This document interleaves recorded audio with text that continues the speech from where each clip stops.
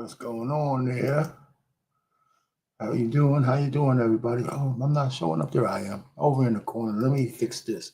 How's everybody doing? Welcome to the Black Man Unfiltered Network, and we got a nice little show for you today. And so I'm anxious to be here. I mean, every time we start this thing, I always say, "We'll get the butterflies out," but we're gonna wait for some folks to come in. And while we're waiting for more people to come in, I just want to go back and play one of my songs because I like this one. Uh, just kind of extolling the virtues of all the masculine men out there. Because one of my shows we were talking about masculine men, and I want to play the other one that's a little upbeat in terms of the ballad that we came up with. And here goes. In the heart of a storm, men stand so tall, with rugged hands and a will to never fall. Through the trials and the fire, they carve their way. Silent warriors, no extra words to say. Not just in the battles they bravely face, but in the love that treads time and space. I'm alive, it's the sonic sound to the masculine men, strong and true, with a spirit like the skies are blue. In every heartbeat, in every breath they take, it's to the strength and the lives they made.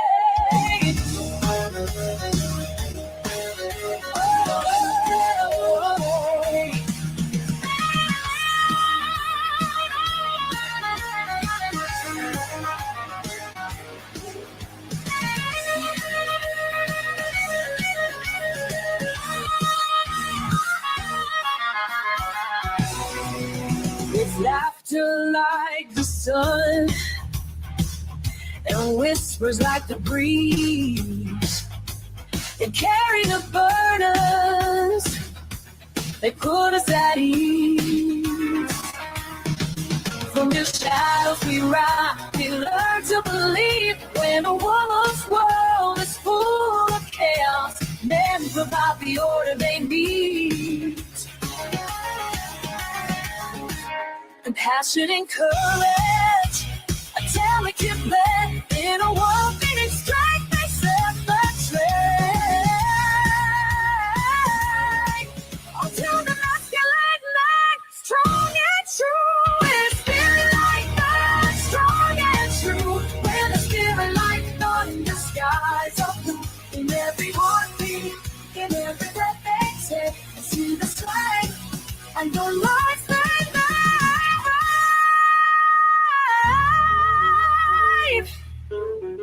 So here's to the men who hold their ground in the symphony of life. They stand 10 toes down.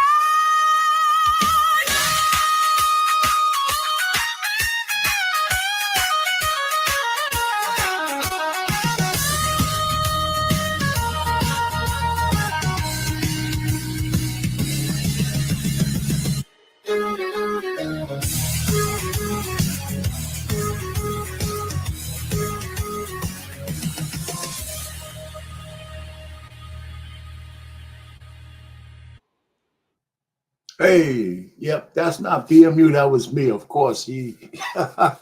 So you're at the right place at the right time. So we're going to talk about, welcome everything. Hey, Katelia, how you doing? I appreciate you being here nice and early. And I figure we're going to have more people show up as we go, like we always do. I know 7 o'clock is kind of early for people, like if you're on the West Coast or you're in Central and all that kind of stuff. But hey, listen, the show must go on, and I got to just play the slot that I've been given. Anyway, so you see the title, Liberal Black Folks. We need to stop being useful idiots for the Democrat puppet makers, whoever they may be. And that doesn't say that there's not some good folks out there on the Democrat side, but it's hard. We'd be hard pressed to say a lot of black folks aren't being used to continual keep everybody in some kind of homogeneous voting pattern where we're all homogenous or whatever voting pattern where we're all giving our votes to one party and we're being disrespected because of it, taken for granted, and all those kind of things, and we're not really fully participating in the American system by giving our votes to one party. Because even though two-party system sucks, if we're not fully even participating in a two-party system, that's not good for us. One party takes us for granted. The other party was able to ignore us. Now, this last election, that changed that. We see the change. And it still has to play out. But I think we'll be better off stepping off the plantation than staying on it, right? Because, again, I'm going to say this again later on. When slavery was over, there were slaves who wanted to stay on the plantation because it was comfortable. It was the only life they knew. They were afraid of making their own way off the plantation. They were just used to master telling them what to do. And I think we have a mental situation that's analogous to that we even have Black folks thinking that the only way we achieve is if they give us DEI or affirmative action, and we can't get ahead without them giving us the crumbs that falls off the table. I'm here to tell you that's goddamn bullshit. It's bullshit. And I got Tim Scott coming up later on to tell you that he thinks it's bullshit. And no matter what you think about Tim Scott, he goes on The View and he blows these cackling hens away, right? So if you never respected him before, when he was on The View, he put them all in their place just by telling them to shut up and listen. And it was hard for them to do that. And but he got through. But one of the things I think I'm going to do before we really get deep down into this whole thing, I want to give you a little bit of I used to ask myself, why some votes in the Senate needs 60 votes, and and some can get over with a simple majority. What's the difference? How do we get that difference? And when it's a vote, is a vote, is a vote, which is not really true. I knew there were some distinctions, so I had to find something to really put that and crystallize the circumstances on how we vote. Now that's important because the end of this week, on the 14th, on Friday, 11:59. If there's not an agreement for this continuing resolution, the government will shut down. The government will shut down. And it'll be good for all of us to have the ammunition that we understand why. And so I'm going to play this little clip. And the truth of the matter is, and I'll get back to this, because there's no incentive for the Democrats to negotiate with the Republicans, especially with all this Republican momentum. The Democrats they don't have to do nothing. If the Republicans don't bend the knee, the government will shut down on Friday night. So I want to show you guys something that I thought was beneficial to see and look at, and I think it'll be beneficial for y'all. Some of you already know this, and some of you don't. But take a good look at it. Just a little short little clip. I found out how the Senate works. And I think this would be just good to show before we get into it, so we know we're all on the same page. I just got to find it.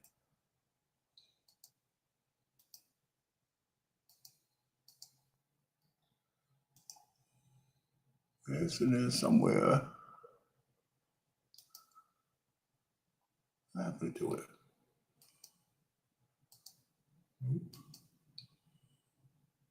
All right, that's all right. Hell with that. I'm doing it this way.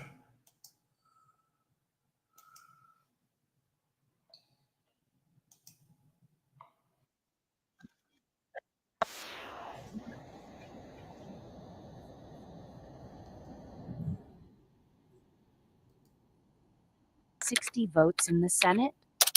Have you ever wondered why some bills in the U.S. Senate seemed to get stuck, even if a majority of senators support them?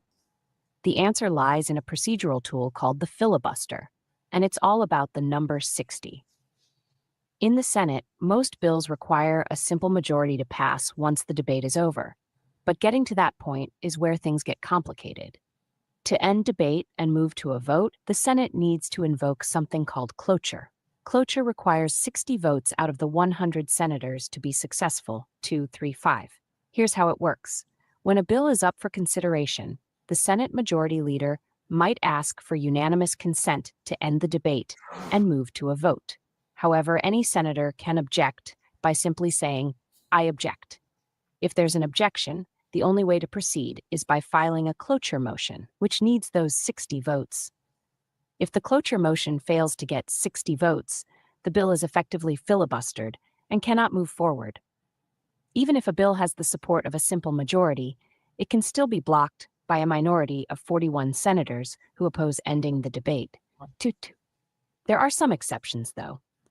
For example, nominations for judges, cabinet members, and other positions can now be confirmed with just a simple majority after changes made in 2013 and 2017. Additionally, bills related to budget reconciliation, like the Affordable Care Act or the Tax Cuts and Jobs Act, can also avoid the 60-vote hurdle tool. So, to summarize, most bills in the Senate need 60 votes to invoke cloture and end debate before they can be voted on. This high threshold is what makes the filibuster such a powerful tool in the Senate.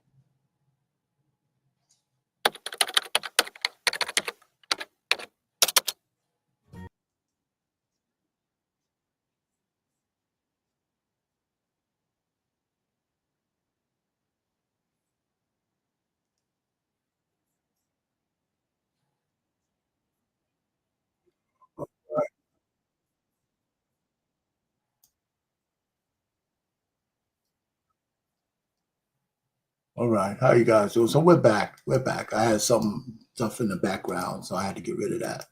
But anyway, listen. So I just wanted to give y'all a little bit of what's going on in the Senate and what's going to be going on this Friday. And I tell you, I don't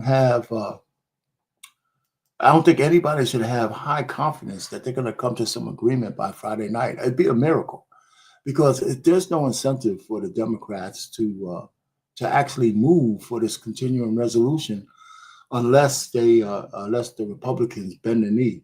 And one of the things that's going to be a sticking point is that they want to put some clauses in the contract this Friday that says that takes away some of the executive powers. So they want to change the executive powers of the presidency in order for them to continue. And there's just no way that any president, not just much less Trump, will agree with any of that. So that's what we're going to see on Friday. So anybody out there, I would expect you to see a perturbation in the market all week.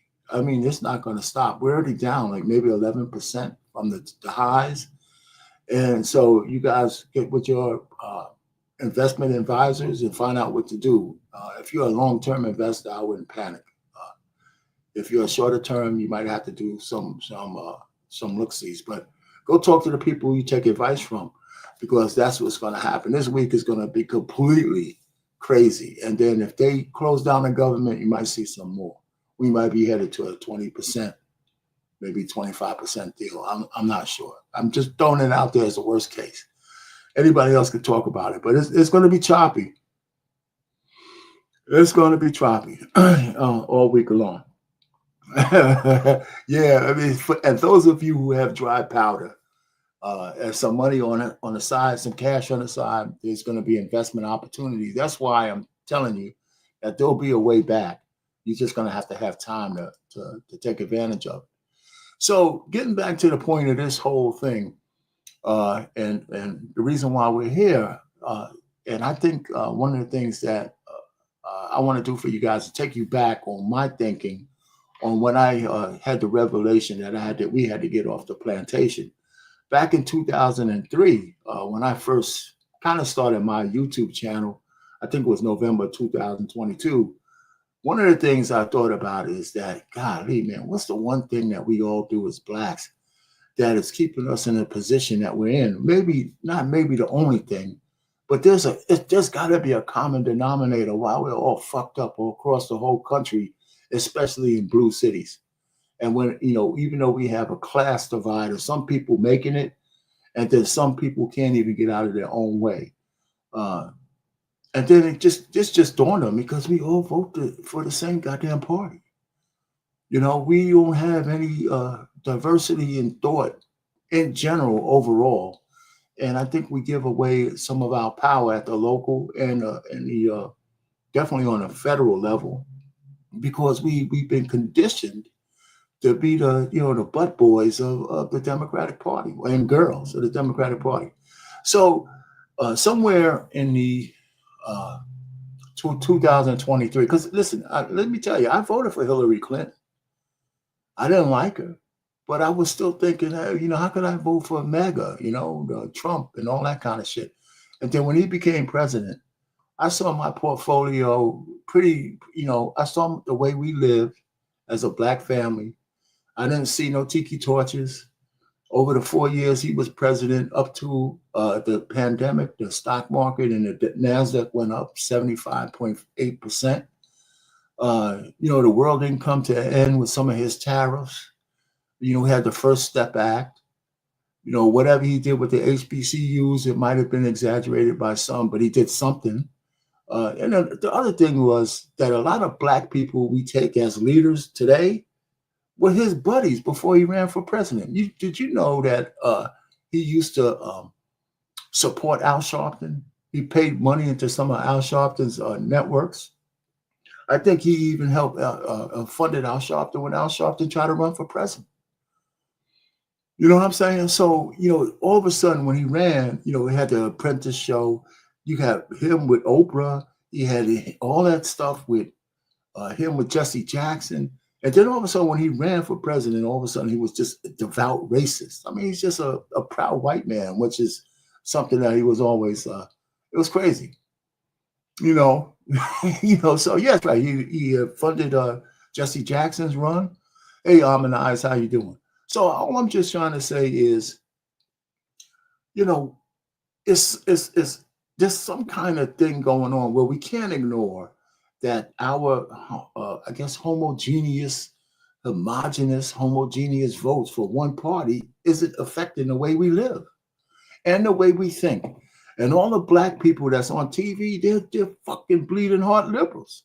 And any conservative gets on TV, he gets vilified, not by the white people, but by black people. If he could articulate a verb, he gets vilified. Matter of fact, Jasmine Crockett is formally educated from kindergarten all the way to her jurisprudence degree. They must have spent almost $500,000 to get this woman to where she's at in terms of education. And all she does is talk like a ghetto chick on TV. It's all a farce. It's all bullshit. It really is. And that's all to kind of say, okay, the only way we could reach black people is to talk down to them like they're in the ghetto. So this is what it's crude, of course. And maybe, I never really thought I was going to be some kind of great ass YouTuber. But anyway, this is what I did back in, I think it was February 2023, when I thought about, the first time I thought about divesting from the Democratic Party.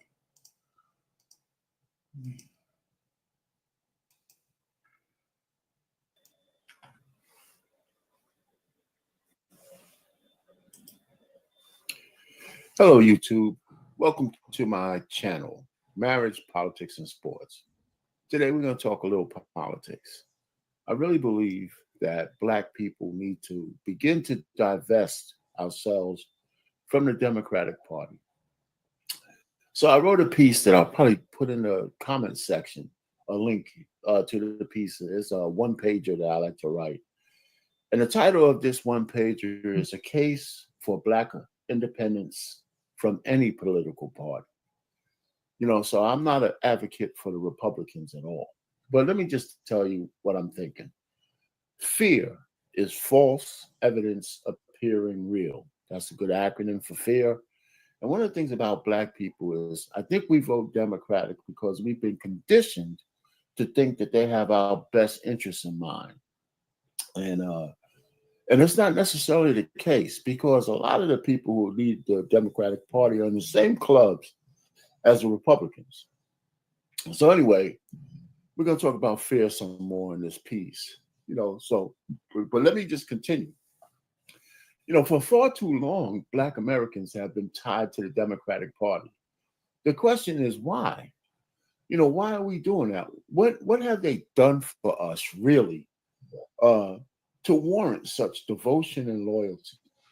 Have they championed some kind of meritocracy where Black people can thrive based on our efforts? Or have they been champions of victimization culture that traps Blacks into,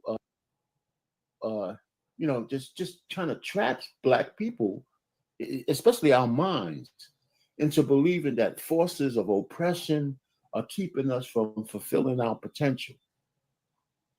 Do they champion economic empowerment for Black Americans or government handouts, especially those policies that promote broken families?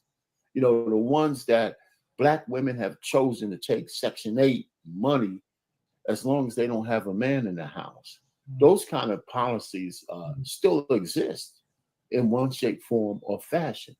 Do Black Americans follow Democrats because of liberalism, extreme anything goes? Even though a great deal of our elders were conservative.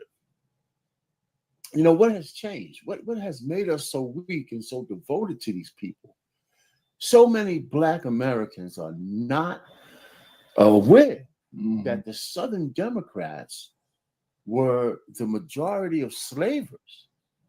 Those weren't Republicans. They were mostly Democrats. Nor do they know that Abraham Lincoln was a Republican.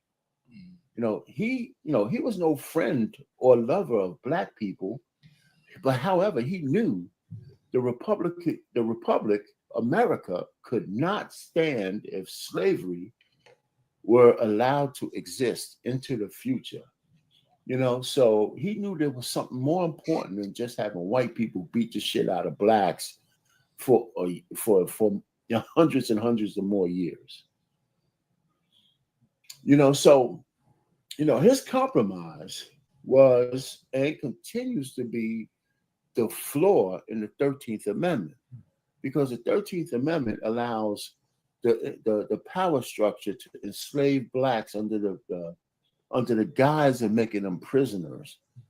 For whatever reason, there's a loophole in that law that needs to be closed. And the Democrats are no champion of making an amendment to close that loophole. So the loophole actually promotes having Blacks as chattel slavery for private prisons and those kind of things. So it's a big hole in a constitution, and we don't talk. So let me stop you. So you'll get my point. This is the beginning of me. This was in 2023. This is the beginning of me saying, you know what? It's just time to get off this plantation. We are the beast of burdens for everybody else. I mean, if you think about it, right? I got those squares up there, red, yellow, black, and white. Yeah, I was thinking about the song, red and yellow, black and white, right? But the truth of the matter is every minority group, every so-called special interest group, every fucking group got to what they got on the backs of Black people. We carry the world for everything. I should have the rainbow one up there, right? Because they're the biggest parasites on the top of us now, right?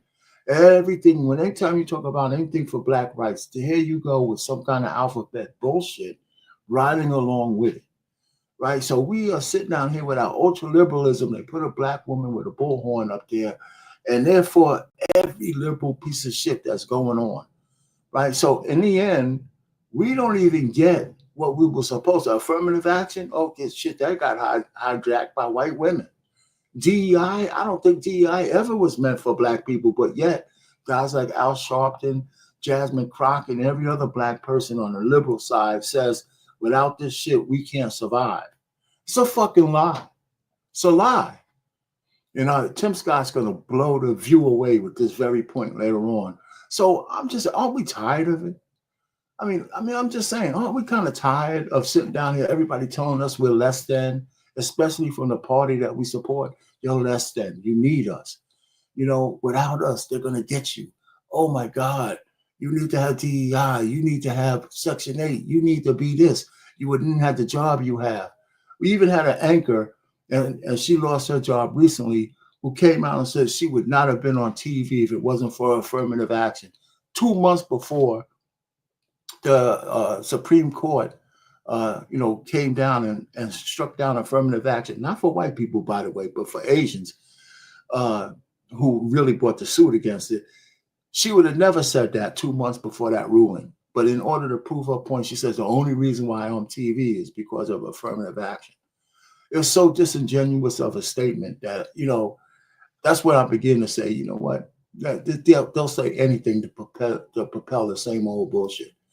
But anyway, so I was just saying at some point, where's my, God, man, my daggone, my damn mic went out, which is a pain in the ass.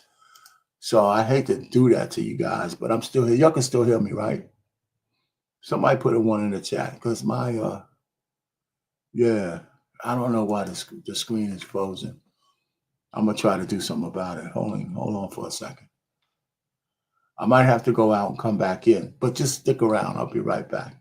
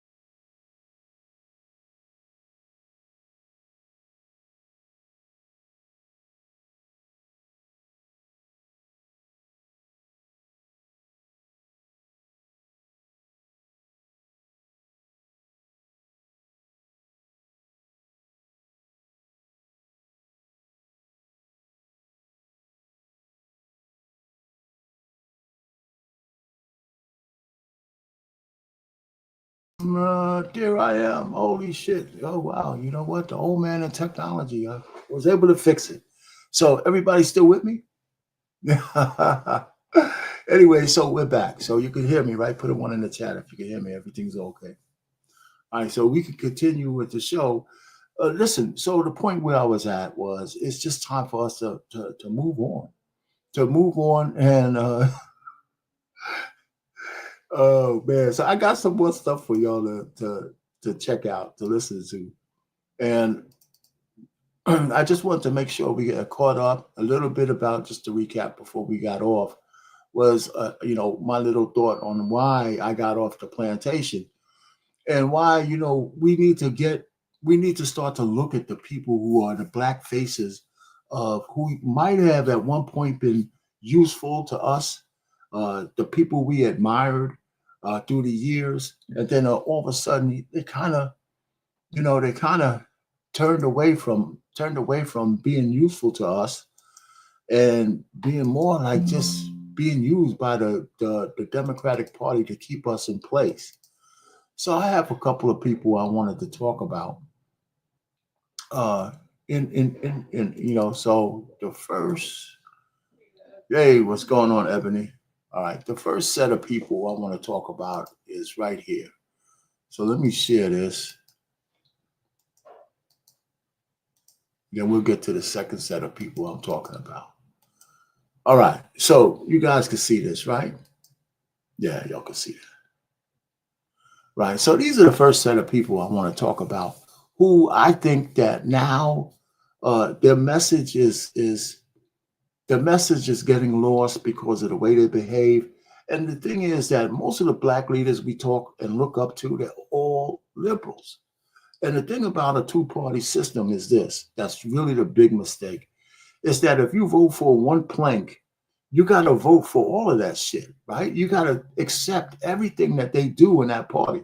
And right now, for years, the Democratic Party has been taken over by the far left, the socialists, the alphabet community, things that are not good for the future of our children, or future of parents, future of marriage, the future of anything. There is a whole new thing that they want to do that is not something that a lot of people can get their head around. So I think the referendum for putting Trump back in office is a telltale sign. So let's just go around the horn. Fat Al Sharpton wasn't all bad. I mean, none of these people are all bad. So it's not good and bad. It's what they're being used for right now. Fat Al Sharpton did a couple of things when I was younger that I admired him for. One, when he was stabbed, and the guy from the Italian neighborhood, Michael Picardi, whatever his name was, something like that. The first thing Al did when he came to was tell black people not to retaliate, not to have some kind of vengeful motive to fight back in the Italians in New York City. I thought that was something good for him to do. I thought that was memorable of him to say, listen, I don't want revenge in that kind of fashion. They put that guy in jail later on, and that kind of stuff. The second thing I thought he did that I remember and I thought was good was when in 1998, it came to a head when 4 New Jersey state troopers tried to kill 4 black students in a car who they were coming home from a basketball game or something. They were just trying to go home. They had a high-end car. The troopers stopped their car and just started shooting at them. They didn't have no guns, no weapons. They just started shooting in the car. And they hurt some of the kids bad enough where they couldn't continue to play basketball. Of course, they got compensated, but Al Sharpton got a bunch of local leaders in the area, and they changed the SOP on the New Jersey State Turnpike because they found that racial profiling had got to a certain level that it was untenable. Right, so they couldn't deny it. They could. To this day, those police still can't come up with a cogent reason why they just opened fire on a group of black people in a car. So if it wasn't, these guys were squeaky clean, and they were trying to murder them. So now we got bobblehead Al Sharpton, and bobblehead Al Sharpton. Even besides, Al Sharpton used to be a close friend of a close useful idiot or friend or whatever, or acquaintance of Donald Trump. Now he hates him for some reason, right? But the bobblehead Al Sharpton has a show that's ratings are so low that he's only on air because if they can get any kind of propaganda out to blacks, they're going to use him to do it. And then he had that stupid boycott, right, of Target by telling all these black people to go to Costco to spend their money. How come he didn't go to like a black-owned business?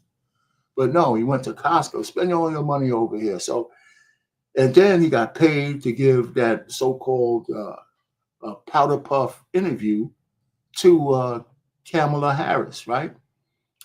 You got Hakeem Jeffries. Every time you see him talk, you say, man, if this guy's a Democratic leader, they're in trouble, right?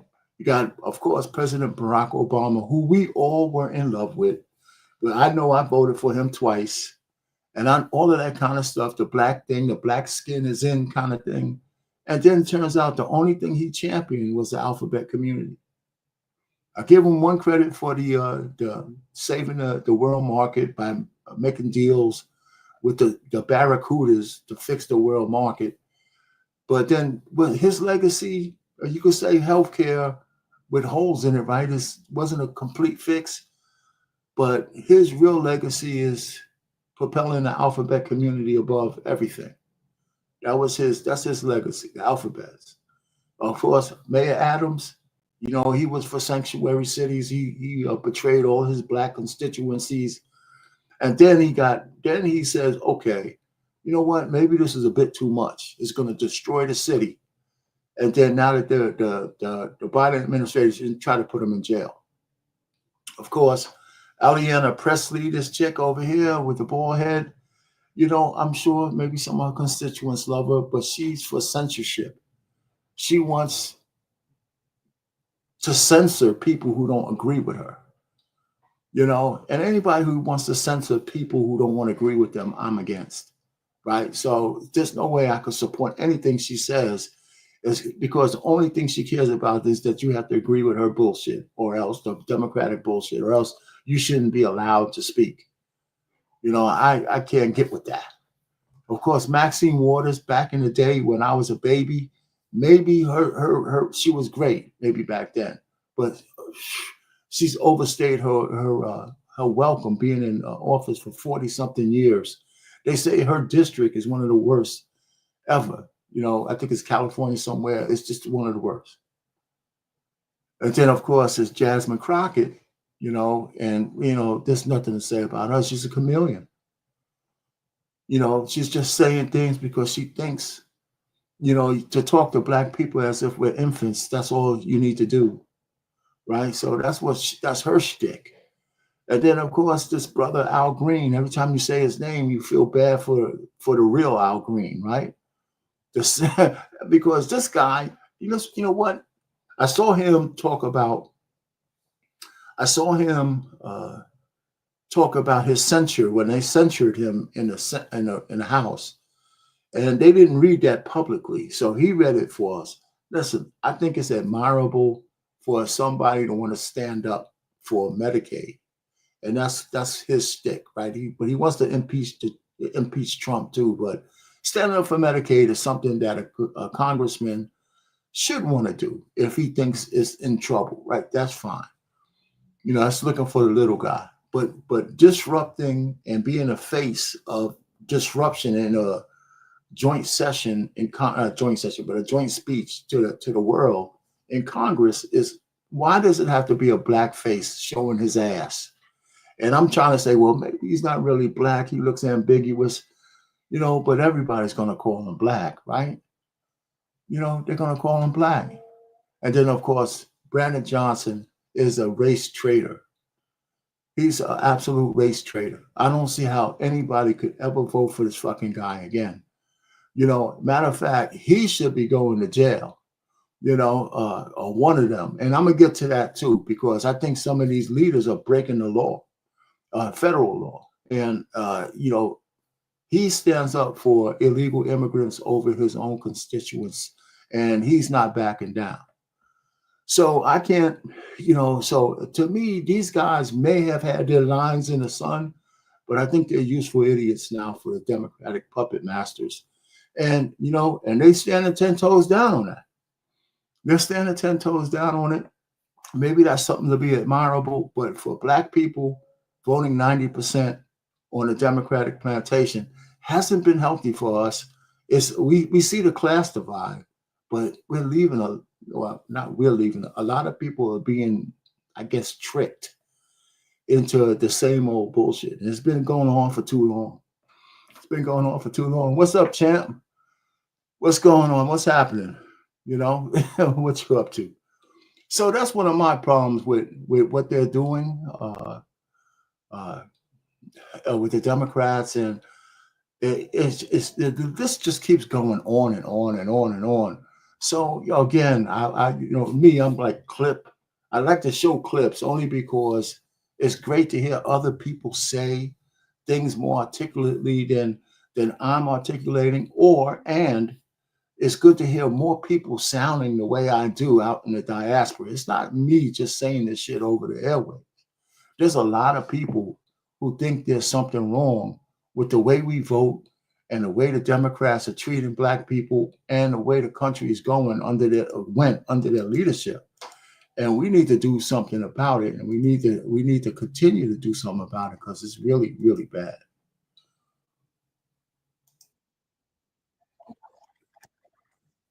Saying something. It's not enough that they humiliated themselves at Trump's speech to Congress. Now they've decided to take to social media to continue the self-flagellation to remedy their self-diagnosed messaging problem. As always, like the video and subscribe to the channel. We are on the road to 200,000 subscribers. But let's start with what the Democrats consider to be their resonating and inspiring message to the American people. Choose your character.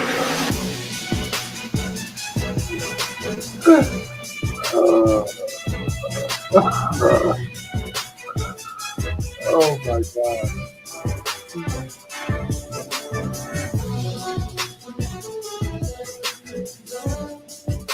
So that was their attempt to connect with the younger voter, I guess, by pretending to be video game characters and having different stats and strengths. Let's take a look at all these in case you missed them. We've got Solhee Jessica Wu, her strengths being a bento box queen, mommy of the century, and her negative stat being sleep deprived. So we have AOC, New York's 14th congressional district, youngest woman Latina to be elected to the House. And her negative stat is Trekkie, which I don't know what that means. Yeah. There's Rep. Catherine Clark, House Minority Whip, Massachusetts 5th congressional district, not into hair dye. And of course, we have Ghetto Jasmine Crockett, Texas's 30th congressional district, public defender plus attorney. Those are the same thing. And her downsides are not a morning person. Well, they should have added not a people's person, not a nice person, not a respectable person, but I guess not a morning person works. So instead of realizing that it's their disastrous policies,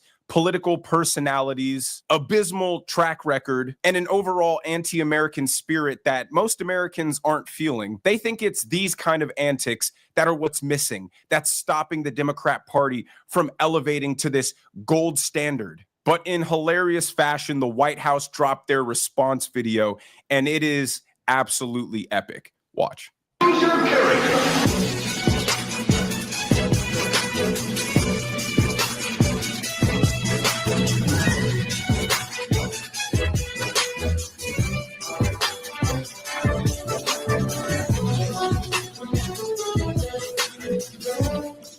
Okay, not only was that White House video epic, but the production quality was just through the roof. It's pretty evident that the Democrat Party is feeling the spigot of funds being turned off by their donors, because everything that they're doing, from their popsicle sticks to these embarrassing, cringy TikTok things, looks incredibly low budget and sloppily put together. So social media has been having a field day with that video, obviously. But another thing they've been having a field day with is Al Green, who got censured by Congress. The Democrat Party starts to break out in kumbaya songs right in the middle of the House chambers. Watch. That Representative Al Green forthwith presented himself in the well of the House of Representatives for the pronouncement of censure, and that Representative Al Green be censured with public reading of this resolution by the Speaker.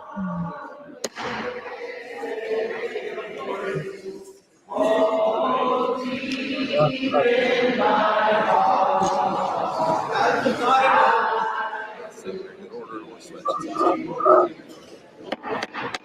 House has come to order. The House has come to order. He could barely keep from laughing himself, man. He's trying to get order, and he's barely holding it together.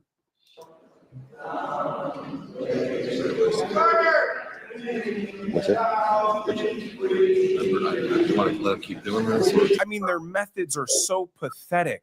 It's the same kind of leftist performative theater kid nonsense that you see when people who are trying to protest climate change start throwing paint at ancient paintings or gluing their hand to the pavement. They think that this performance is going to win the hearts over of Americans, when in reality, all it looks like is they're at a job interview with the American people as their employer. And when the American people ask them a question, how are you going to improve our lives? The Democrat response is bursting out into sing-song. Listen to Scott Jennings on CNN talk about this embarrassment. Let me stop it there. We don't have to go any further. You get the point.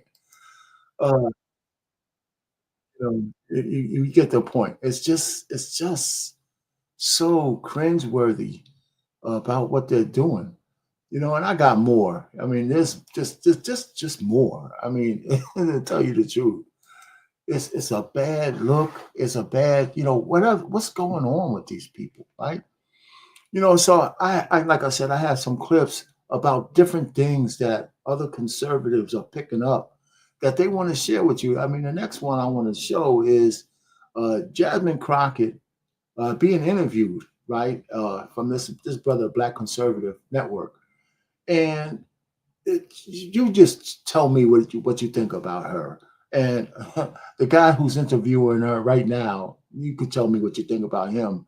This is where the masculine men come in, because I don't think this guy is a member of that.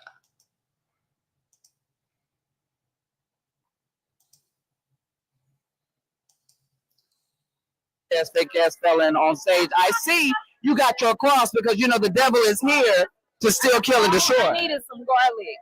That's it. I need some garlic too. I need all the things, honey. Am I ready to see him? No. But we'll see. I'm here. Look, I'm calling it the state of delusion with this man because obviously he's very delusional. Child, let's talk about delusion. This man really thinks that he's going to give the American people, and some people believe this lie, that he's going to give us a $2,000 check. The math ain't mathing. 2,000. I thought it was 5. Maybe it's 5,000. They can't get their numbers right. Let me help you. It's 0. How about that? It's 0. And I know people going to feel away. Listen, all I do is give y'all facts. So you come back to me when you don't get that check and say, Jasmine, you were right. Just like y'all want to get out there and say all kinds of, other stuff. He's hearing all kinds of nonsense and bullshit. Let me just be real. And we weren't going to sit for that shit. We wouldn't. We showed up. And if he had some sense, then maybe we would have been about that life. But y'all know he ain't got no sense. So please give some love. This took a little bit of coordinating to do for sure. We got some cool shirts. We got Madam Williams. Okay, so listen, you can hear him inside the Congress, the Hall of Congress, giving his speech, and she's out in the hall with a bunch of these people, right? Over talking because she didn't want to support him, so she's not going to be in the hall of the Congress. This is not what we should be doing. I don't even know why we fighting with Greenland. Why we fighting with Greenland? We fighting with Canada. We fighting with Mexico. Yet we in love with Putin. What is happening? Like, this is not America. This is a terrible nightmare. Somebody slap me and wake me the fuck up because I'm ready to get on with it. That while we may not have the numbers just yet, that doesn't mean that we don't have fight left in our bodies. And so I am going to fight him every step of the way until we get what we deserve, because it was my ancestors that built this motherfucker. Okay, I'm done now. I'm done. First of all, thank you for making the back of my head famous. But second of all, if we could do a sequel, if you could tell Donald Trump anything tonight, what would you tell him? I would tell him to grow a spine and stop being Putin's hoe. And before I get into Bill Maher's response, because I know some people say, well, it's just the white man. I just, let me skip past this guy for a second. That's my man, a Black conservative, but we're going to go right to the next part, because Brother Tariq Nasheed has an issue with Jasmine Crockett, and most of us black folks know him, whether we agree with his politics or the fact that he coined the phrase FBA or coined it, but he actually trademarked it so he could get money when it gets used.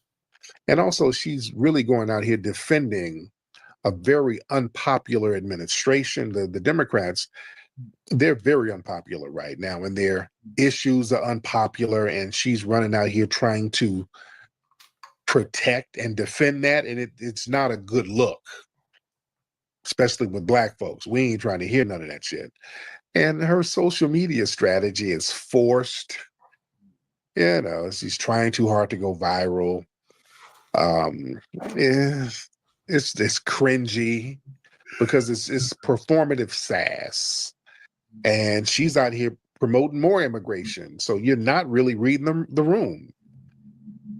And also, to be very honest, that whole strong, sassy black woman trope, that shit is being overplayed. Yeah, that lost its muster. See, this is why the DNC, they're about a decade behind. They think, okay, let's push out that strong black woman, sister girl shit, and everybody's going to fall for it and fall in line. So they get Jasmine out here to be the sassy, no nonsense black woman to excite the base. And people are tired of that shit because, okay, strong black women didn't run around sassing all day. They did something for the family. They provided for the family. They sacrificed for the family. They fed the family. They advocated for the family. That's where the strength was. The strength wasn't you running around being loud, sassy, with big goddamn caterpillar eyelashes and flipping bundles all day. You know what? And that's not associated with black woman's strength. That's associated with hood radishness, which is the opposite of black woman's strength. Hey, I gotta say, I might disagree with Tariq Nasheed when it comes to the reparations stuff, but when it comes to his criticisms of Jasmine Ratchet, he is 100% correct. Okay, black people are not rocking with it. Like, a lot of people are not okay with the fact that you have this sitting congresswoman who claims to represent black folks acting in a stereotypically ghetto way. Right? It's a really bad look for black folks. And, strong black men at the very least. No, we don't like that, right? We don't like that at all because we understand what a strong black woman is. A strong black woman is not some ghetto fabulous congresswoman that's loud and sassy. No, that's not a strong black woman. A strong black woman is a woman that understands her role as a wife, okay, and a mother, and she takes care of the home, right? She does and fulfills her role as a traditional woman. Again, there's not a lot of options out there to choose from nowadays, right? But hey, that is what we define, okay? Strong black men define as a strong black woman, not Jasmine Crockett and whatever stunt she's trying to pull. And to my knowledge, Miss Jasmine Crockett isn't married and she doesn't have kids. Again, it should be no surprise, okay, there, okay? We all know why. Her ghetto ratchet behavior is just not desirable, right? It's not desirable among men. And again, you can see the situation that she's in right now, considering how, again, according to my knowledge, according to what has been put out there, she's not married and she doesn't have kids, okay? Nobody wants that, right? No man wants that, okay? Jasmine Ratchet is good for 15 minutes, right? A quick pump and dump, D and dash, right? That type of thing. But anything more than that, nah, we good, right? We're good, okay? We don't want that. That's not what men desire, okay, at all. Okay, so she's not a good representation of the strong black woman at all, okay? So with that being said, Bill Maher, okay, he's going to roast the Democrats, including Jasmine Crockett, for their cringe behavior. Was apropos of what's going on the left. And by the way, if you watch the speech, I saw mostly the clips of it, and mostly it was people in the audience, the guy with the cane, people with like paddles. Oh, there's the cane dude. And then there's, okay, we're here's our pussy hat uniform. And these looks like you're at a auction signs. I mean, it was, John Fetterman called it a sad cavalcade of self-owns and unhinged petulance. I love him. I thought he should run last week. The Democrats seem so lost. And here's Jasmine Crockett, who is, I thought, a big leader in the Democratic Party. Her quote is, "This is a terrible nightmare. Somebody slap me and wake me the fuck up because I'm ready to get on with it." On with what would be my first question. And also, this is the way this is like how a podcaster talks or some shit. Fuck it, man. Can you imagine, I don't know, Obama saying, "Oh, man, dude, this shit is whack and fuck it. I'm fucking over it." I mean, come on, man. Also, there are a lot. You know, I mean, that's enough of that. Listen, I don't know where, she thinks that shit's effective. I really don't. Hey, what's going on, Tommy? What's happening, man? What's up, okay? All right. What you got, man? What you got? I think it's just all goofy. You know what I'm saying? I think, especially with her, because from what I understand, she don't even come from that. She grew up in a very elite neighborhood, went to a very elite high school, et cetera, et cetera. So it's clown behavior. It's sad.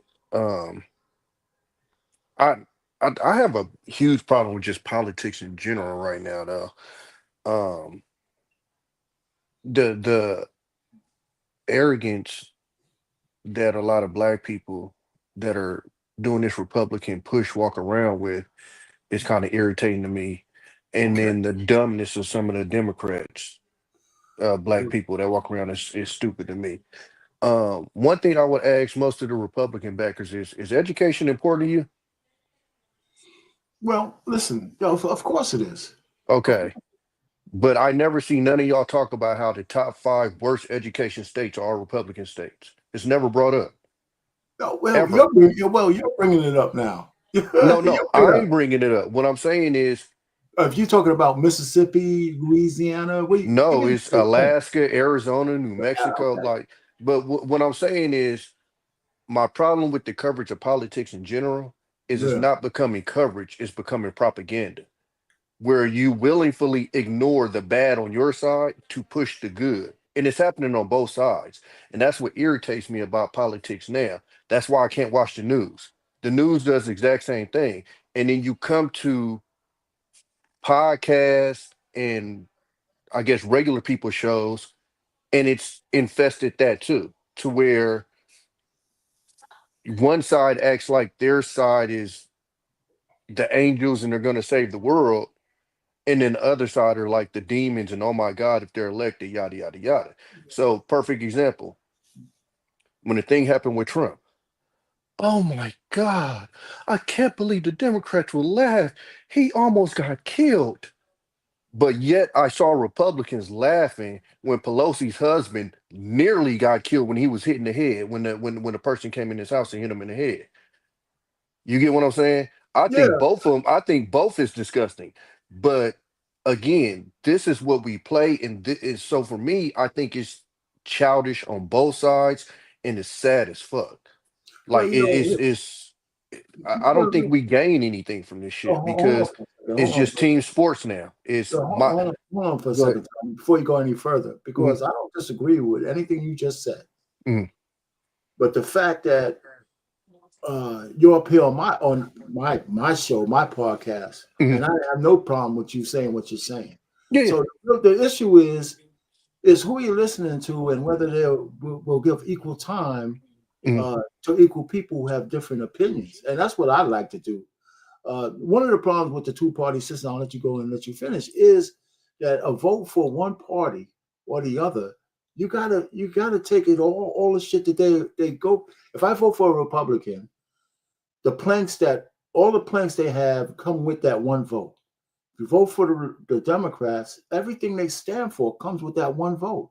And so that's why we need to kind of peel back the onion. If you ask me, everybody might not be this way, but you ask me why I didn't vote for I stopped voting for the Democrats, I can tell you why. Not that the Republicans are better, but I know they don't stand for some of the things that the Democrats do. And we don't have to get down to that. So that's where we need to be, right? So it's not like, it's whether you want to continue to do something. And I got some more stuff, but go ahead and finish what you was going to say if you got some more. And then we'll welcome Frank up here. Oh, what happened? What happened, Tommy? What something else going on? I can't. You coming back? I can't hear you. Got you Yeah, on? yeah. No, I had got a phone call, so it kind of went Okay. out for a second. But Okay. no, because like even look at this is a perfect example when I'm talking about when I talk about this the political shit. Okay. So look at the goofy ass comment. Oh, but he's not a former president.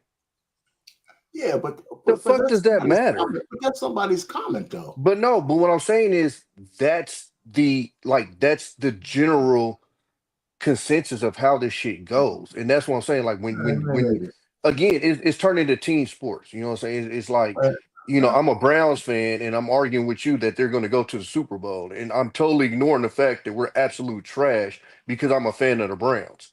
And that's essentially what it's turned into. Every year. You see what I'm Cowboys do this shit every year. But that's what it's turned into. You get what I'm saying? It's like, because I sit back. But tell me, what you expect it to be?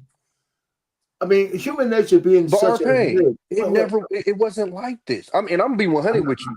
It started like this with Obama. I don't know who to blame for it to go, but before Obama, you always had your side, but it wasn't this bad. No, I agree with that. After Obama, it's literally just been like, my personal belief is most people are more moderate than left or right. You got some shit on the left you agree with. You got some shit on the right you agree with. I did a stream on that. I did a stream on that. I think the problem with the politics today is, especially with the coverage, is you don't get any emotion unless you're super far right or super far left. And so now that's what's fed into the public, and now it works everybody up, and now everybody's pissed off, and whoever gets picked president, it's the end of the world. You know, Obama gets picked, it's the end of the world. Trump gets picked, it's the end of the world. Biden gets picked, it's the end of this country will never be the same, etc., etc. In some senses, I get what they're saying because of some of the decisions that could be made. But ultimately, it's like, I mean, I remember when Obama got picked, you better buy your guns now. You'll never be able to buy a gun after this guy. And like, man, that wasn't true, right? Well, hold on. Let's my man Frank get in here a little bit. Frank, what you got, man? You rush home so you can get on this thing. Man, I got a video. I got a reaction to record. I got a reaction to record. Listen, man, because I never can make it over here, man. So I appreciate you coming up, man. Good, bad, or indifference, man. Go ahead, man. What you got? I agree with Tommy. I agree with Tommy, man. I feel like a lot of people online they push narratives, and it just be that, like, whether it's on the left or the right, man, it's just all narrative pushing. I feel like the people who do these political podcasts, like, y'all don't tell good, bad, and indifferent. Y'all tell good on one side and just keep it that way. Like, no, I didn't see nobody who is a MAGA supporter, Trump supporter, get online and say, damn, like, Trump was going after, Canada and Mexico with these tariffs all crazy. You know what I'm saying? Boom, boom, boom. Then Canada hit back because all these people don't know that American-made cars go across both borders. Like, American-made cars go down to Mexico for certain parts, then they come back to America, and then they go to Canada for some parts, and then they come back to America to go on the showroom floor. So that car going through America, going down to Mexico, was going to be tariff heavy because they were retaliating against the U.S. It was going to come back to America. They were going to have to pay that tariff, and then we were going to send it to Canada for certain parts, and then we were going to have to pay a hefty fucking tariff over there, and then to bring it back, it was going to be another. Like, people didn't realize that. So the day after he put those tariffs up, what'd he do? He backed off of the tariff again and did another 30 days. Why? Because he had the people who run the car industry and all that told him, like, bro, you know how much money we're about to be paying to send our cars to Mexico and to be sending our cars to Canada? But I didn't see nobody saying like, "Damn, man, Trump had to think about that." Frank, hold on for a second. So then the system worked, right? So No, it he didn't. Well, hold on. Well, he didn't do it because he got people in his ear, and he said, "I listen." Oh, okay, okay, that's what you're saying. That Yeah, okay. that's a different- Hey, listen, another thing on the tariffs, a lot of people, is it okay for everybody else to tariff our shit, but we can't do it back as Every Americans? country tariff everybody Oh, on wait, hold imports on, and hold on, every that's a you just question I asked me a asked. question. But then Every country tariff everybody on import Okay. and export. So then it's okay for us to have tariffs too then. I didn't say that it wasn't. I said every country does it already though. All right, so I'm trying to get to your argument. So this one instance I'm just saying I didn't see none of y'all. I didn't see none of y'all come up here. I didn't hear none. I'm just saying I didn't see nobody who supports that come up here and be like, "Yo, You just I think did. he overshot." I'm But you just talking did. about the people who actually support. I didn't see none of y'all to be like, "Yo, man, he overshot this one," but it's okay because he's still doing this good. Or the fact that he's like you said, right? You said that you support. You said that when you have to support everything that side does, and I don't agree with that. So that means you give him a that vote, means you- so that means you support them taking away No, you 890 you million misinterpret of what I said. SSA. You misinterpret what I said. If How? you vote for one party or the other, right, your vote goes for everything they do, not whether you agree with everything they Okay. do. That's what I mean. If I vote Okay. for Republicans and they got 10 things on the plank and I only like 6 of them, I can't just say I don't like the other 4. I'm not going to say I like them, but I'm taking the good with the bad. Well, So I mean, you can say what you don't no, like. you know, but the point is the vote is still a vote. Right, the vote is the Okay, vote, so but that you can means still the disagree vote I with some cast, things. that's when we're having a conversation. But when I vote for it, I'm voting for all 10. I give you that. I give you that. That's what I mean. That's Okay, what I mean. okay. I was about to say because it's a lot of things on both sides, like that No, I could no. agree with or don't agree with, but I I gotta agree go with with that. the person who I feel like. But I feel like Hey, Michelle, he's you have to going come to. on camera. Okay, yeah, but I feel like maybe this time this party, I feel like Hey, is Michelle, moving in a way that I can support. And this, yeah, this one is not moving in the way that I can support at that You time. gotta stay And on so camera, that's all I was Michelle. gonna You say. can't just come on camera. They want you to stay on camera. That's the rule. Yeah, listen, And you're pretty enough to stay you're on camera. unmuted. You're muted. You're still muted. You're muted. You're muted, Michelle. You're muted. The reason why I asked if I can take it up because I'm also multitasking. So if I can ask for a waiver. You know what? Listen, I know it's you, but you know what? We do that. Everybody says, I'll give you a waiver. What the hell? But stay on the mic. Okay, What thank you. You working that government job? You doing 2 things at once and shit. What you doing? you got that Cheeto. What to Anyway, Man. Frank, you got some Yeah, more? man. Nah, man, that's it. I just wanted to I thought you were saying that if you like if you go with that means you support because I'm like shit. It's some things like on both sides that I agree with, and then it's things on the others, on both sides that I just inherently don't agree with, and you know what I'm saying. Then you just make the best decision let's for stay on you that and your point. family. I'm gonna let Michelle go, but let's stay on before you go, Michelle. Let me stay on that point. That's the reason why the part of the 2-party system, even though I think a lot of people are in the middle, even if you're independent, you still lean one way or the other on deciding factors. What irks you the most or what you like the most, right? So even if you're independent, you'll decide on what side of it. For me, some of the things on the left, I just can't live with, even if I like some of the other stuff. I like the moderate life because I believe we live in that gray area as people. But it's no way I can agree with mutilating children, and call it gender affirming care. I'm against that. I'm against the DNC having unborn baby sacrifices outside of the damn convention.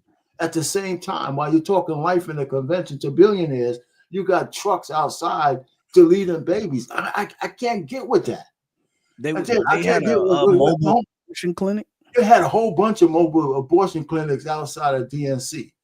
I can't get with the taking parental rights away from being, from parents, adults, for their kids, while they're grooming them to go. And everybody says only 1% of the population. That 1% of the population, the alphabet community, have a whole lot of fucking power somehow. right? I can't be with that. So you know, so I think another 4 years where they're making you and me lose jobs if I don't want to use your stupid ass pronoun. I don't agree with that. So I don't, you know, I feel that. I feel that. So what I'm saying, there's a lot of things. So I'm not generalist. And the other thing I don't agree with, and we're going to get to it, is I don't agree. I think there's something wrong with us being the only demographic who gives most of our votes to one party, whether we like both parties or not. I think there's an issue with that. I was gonna say that's not true because it is true. 80% of aren't 80% of Caucasians Republican or conservative? No. So they what? I don't think that's true at all. I got a stat. I got a statistic. We'll come back to that. Hey, go ahead. Yeah, that sounds a little bit high. Yeah, that's I'm gonna look that up. I'm gonna look it back up. Yeah, it's not though. I got a statistic for that. But Shelly, what you got? Good evening. Thank you for having me on the panel and thank you for the waiver. Today I was I'm watching gonna take one for the Gipper by giving you the waiver. I just want you to know that. But go ahead. I was watching The Hill today, and the Democratic Party are trying to reorganize within themselves. So a group of donors, special constituents within the Democratic Party, have started a new form within the Democratic called the Third Waiver. And basically they have 5 pointers. One of the 5 pointers they want to do is that they want to reconstruct the Democratic Party in reference to their messages, like not focus on cultural issues such as transgenderism, gay issues, Black issues per se, but speak on more general issues like finances, economy, day-to-day stuff, not focusing on marginalized or fringe topics, because that's what was veering the Democratic Party off, is that they were taking on too many fringe topics. So hopefully they're trying to reorganize, but to me it appeared per the segment that is still a disagreement within a Democratic Party because certain Democratic members don't want to take on the fringe topics anymore. Right. So I'm not sure if it's going to cause an internal split within the Democratic Party. Because if you go to Europe and other places, there's more than 2 parties. There's like 5, 6 parties. You know, in America, we only have this duopoly. So is that really healthy? Because not everything, like you don't align with everything on the left. You don't align with everything on the right. So where should you be placed, or anyone be placed who is in that situation?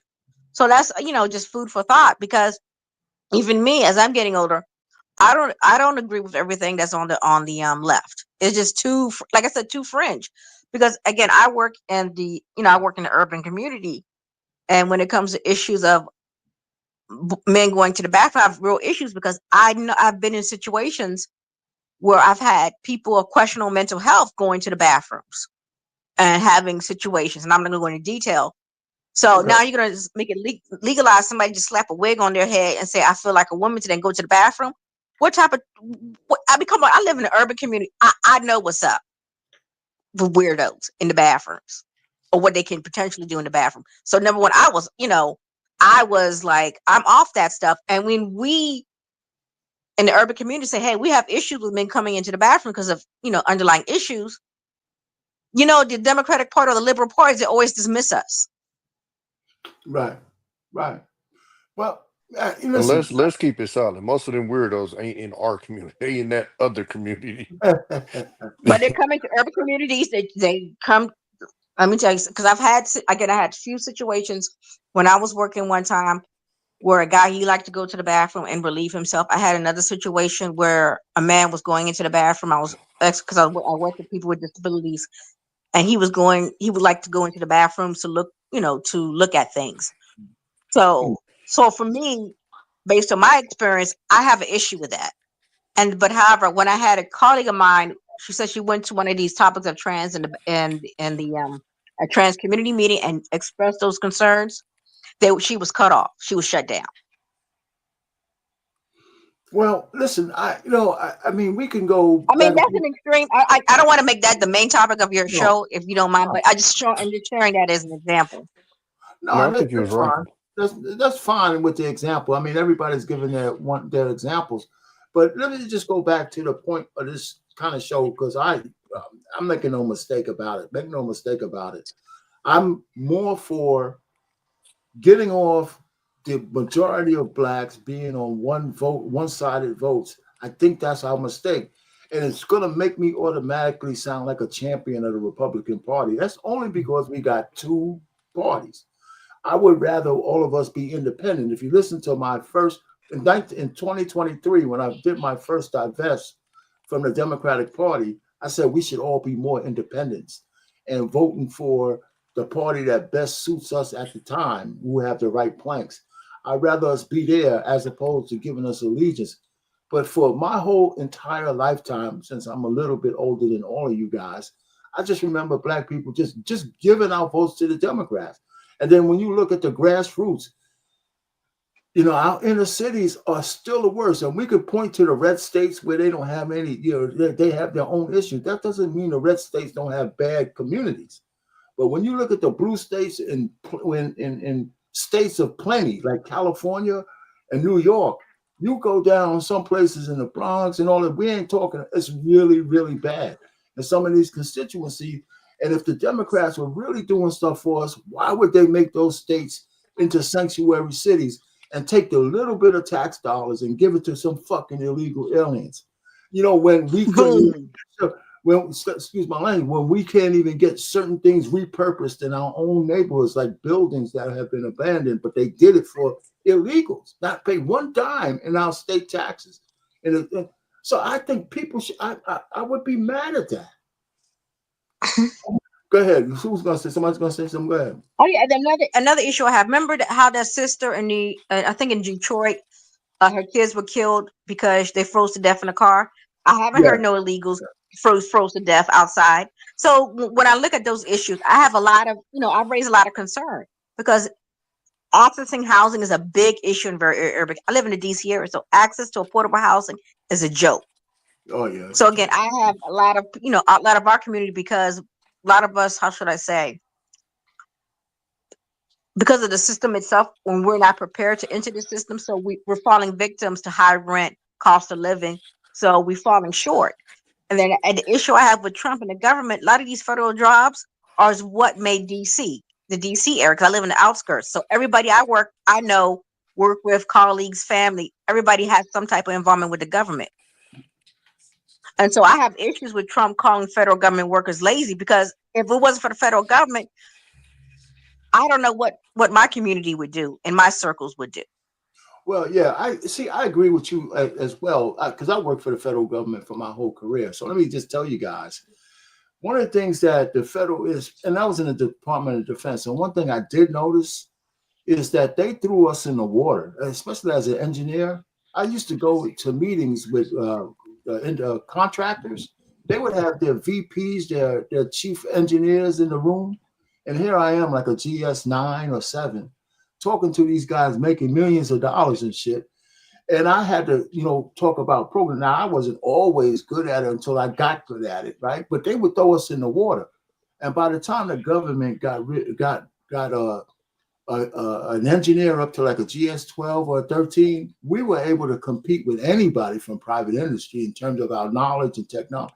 So yeah, so this coming down on the government workers like they're less than, for the most part, depends on where you work. That shit's certainly not true. Now, do we have some bureaucratic jobs? You know. And Trey, there's lazy workers in every industry. That like there's like you can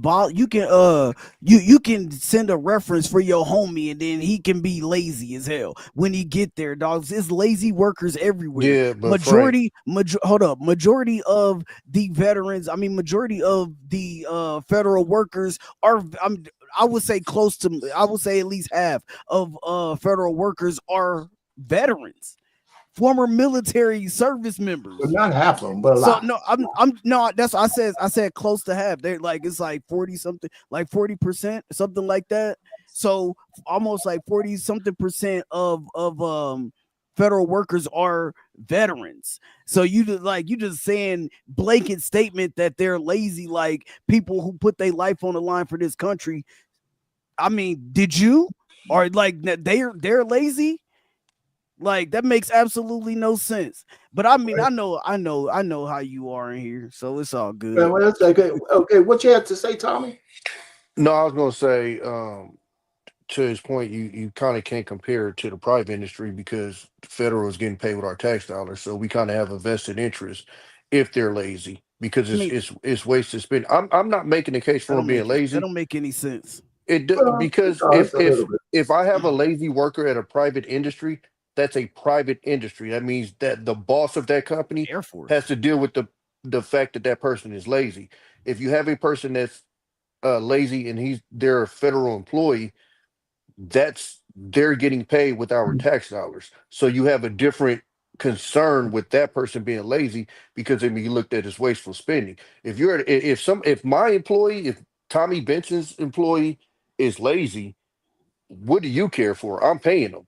But if a federal employee is lazy, that's coming out of all of our pockets. You And I'm wouldn't, not, but you wouldn't even know. But Like hold on, that's the thing. You wouldn't even know. Before we go down that rabbit hole, the truth of the matter, the real issue, the thing is, the private industry has a profit motive for every person that they have on payroll. Exactly. It's the profit motive. There's a difference. You can get lost in the federal government, and the rules that could have you fired can keep you around for a long time on the taxpayers' dollars, and nobody would care. I know that for a fact.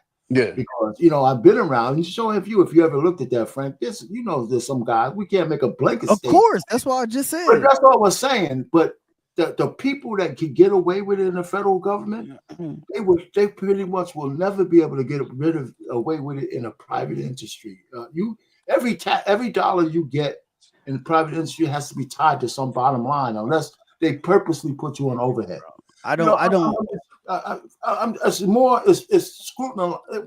It's a bad argument for us to keep going down the thing. No, it's just private industry. It's just more. Yeah, but all I was saying was I think that's crazy to make that a blatant statement, like federal workers just sitting on their ass, just not doing nothing. That's what like it's okay to be like, yo, we're cutting some, we're cutting some fat. We gotta do. We review some stuff and we gotta make some cuts. That's one thing, but to make a blanket statement like all federal workers are just lazy and just not doing shit. I'm saying when you say federal workers, is that not blanket? No, it's not.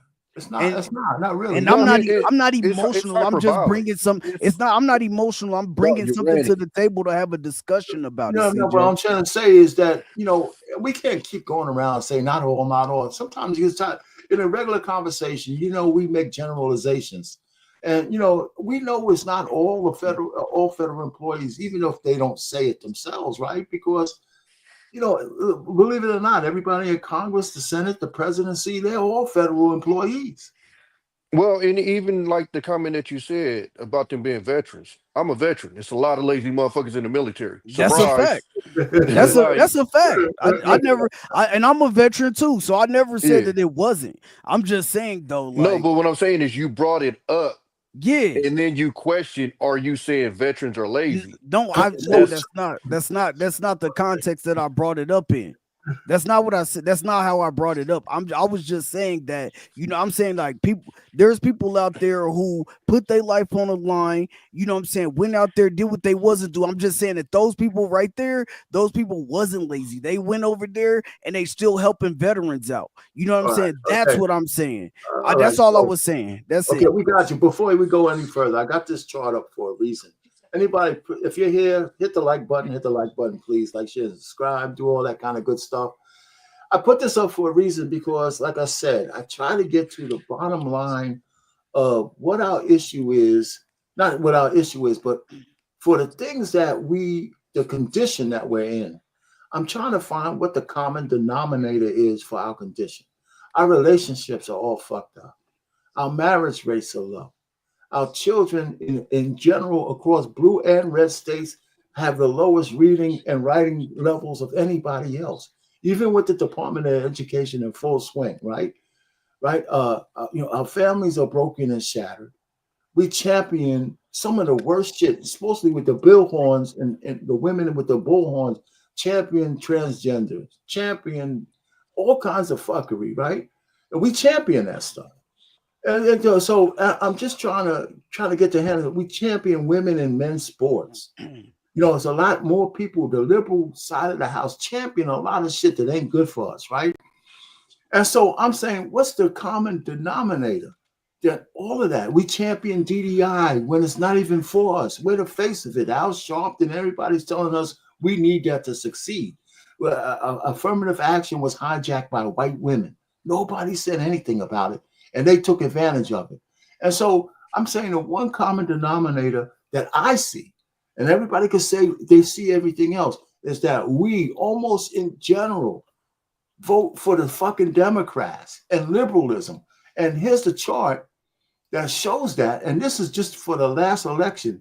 And just this last election for the men, we went under 80%. We were usually more in the 90 or 85 to 90 percentile. Black women are still firmly on the plantation. And there's reason for that, because they get coddled by the Democrats. They get reaffirmed and reaffirmed by the Democrats.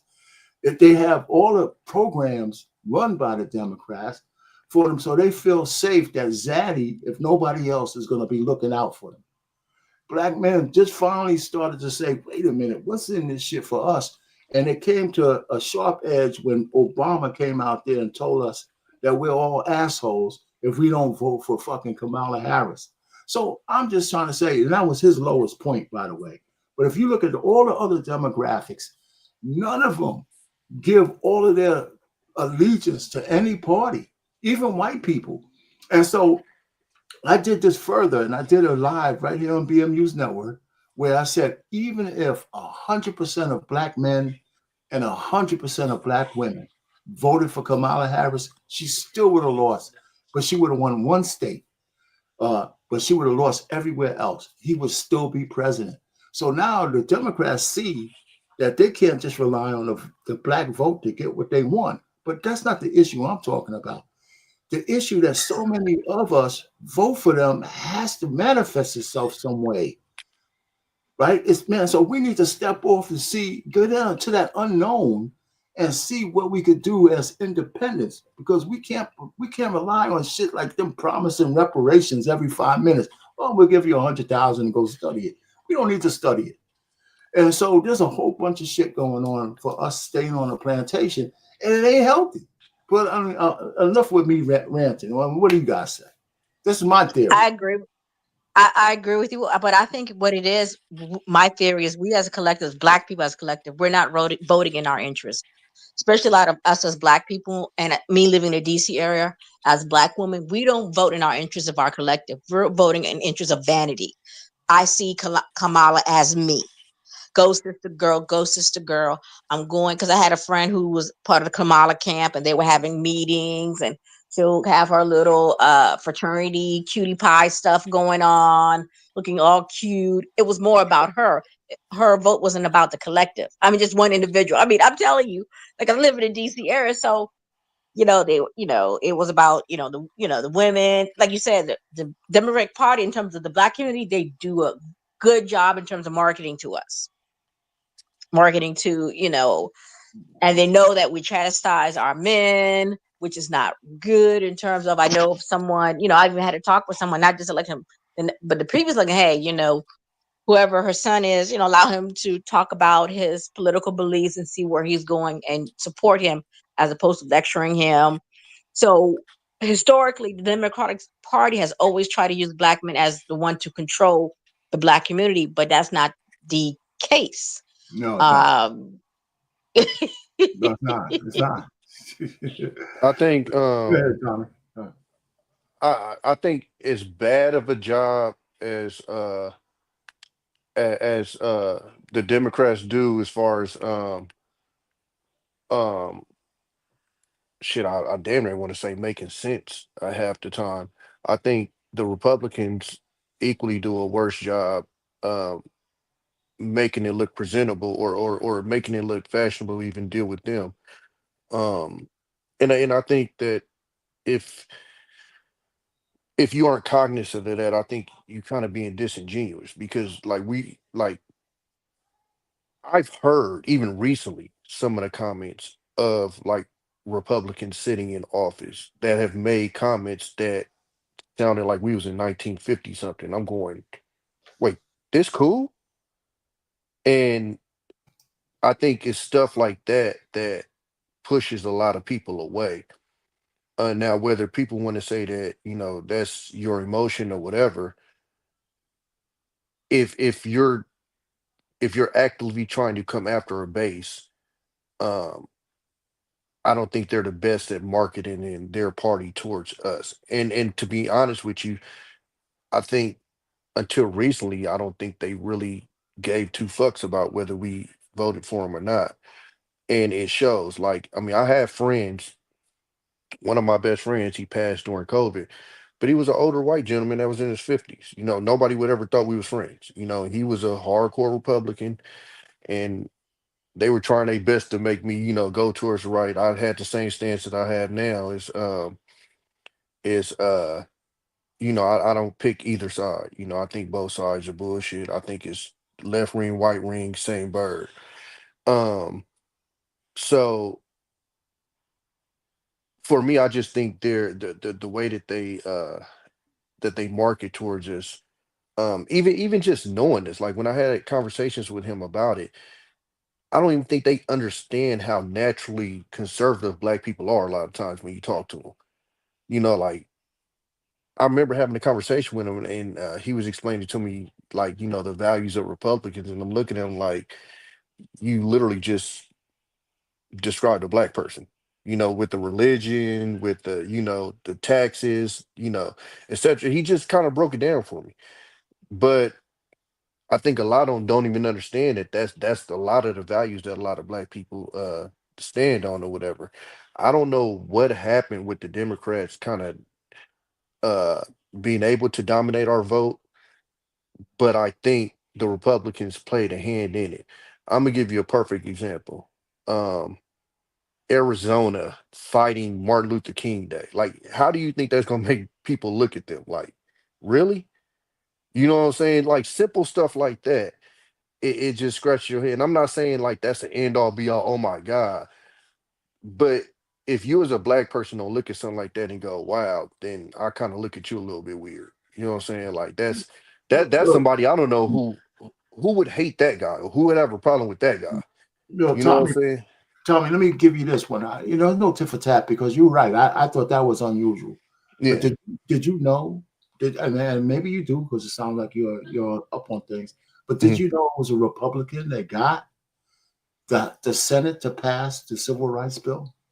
Yeah, yeah. Okay, so it was a Republican who had to break the filibuster for that. Yeah. So we can go back and forth. But the other thing you said that was when you were talking to the white dude, and he described things that Black people are kind of conservative on the inside. What we really need to do is hear more Black people say that. We can't wait for somebody else to do it, because I agree with you. I have a whole bunch of working for the government in a research facility. Almost all my acquaintances were white, because we didn't have that many Blacks out there. We used to go to lunch and have a beer and have these political discussions. Yeah. And so the truth of the matter is, they learn a little bit more about me, because I've always been a little bit more conservative. I told you what I don't like about the Democrats, but I never really was that mindful of it until recently. That's why when my video came out in 2023, I voted for Hillary Clinton. God dang it, that's really just 9 years ago. So my revelations have come late. I was 57 when I voted for her. I didn't vote for any president on 2020. I voted Democrat, but I left that blank. I didn't vote for Trump because I still had that kind of mindset. And then I couldn't vote for Biden because he's more racist than Trump ever was. And a lot of people keep skipping over the shit that he's done to us Blacks. I can't. So you're right. So we could go both ways with this, but in the end, I still say my basic thing, well, I have this chart up, I'm gonna take it down, is there's something fundamental in our heads that keep us voting for Democrats. And it ain't all good. It's not good when everybody else can see the distinction between parties. The parties do know they have to compete for their votes. So the Democrats know they don't have to compete for their votes. They think I think they know it now, but if they they take it for granted, and the Republicans didn't do anything for us because they didn't have to. They were when they won the elections, they won without us. Yeah. You know, so when you win without somebody, why I gotta do some shit for you? You No, never but and I think that's kind of my point, Arpain, is because they went so long without us. But that's not their fault. That's our fault. No, I agree. But what I'm saying is they never even so what I'm saying is like when incidents occur, like what I said earlier, they didn't give a fuck. It would oh well, you know, and so I think that turns a lot of people off. Look, Well, I'm not making a case that no, this side is more racist than the other. They both are. They're Like I'm both- not a dodo and gonna say, oh, I think this side or the other side. I don't like again, I'm not one of these people that think one side cares about us more than the other. No, I'm hearing you on that one. And Yeah. I'll let you go after this. I want to say one thing to you. I saw the change in when they put my girl up there, Amber Rose, in a Republican convention with a tattoo on her forehead, and she gave a speech. I thought that was a turning point for them trying to reach and open their tent up. Because in the previous conventions, she wouldn't even have been able to get let in. And when when she got up there and started talking, whether you agree with her or not, whether she's racially ambiguous or not, that was a change for them. And I think it resonated. I think it resonated bigger than people think. Go ahead. What you gonna say? I agree with you. Here's my problem with that, Arpain. Had the Democrats used the exact same person, you would have criticized them because of her past. No, I wouldn't. Yes, No. you would. Arpain. No, I wouldn't. Do you know her past? No.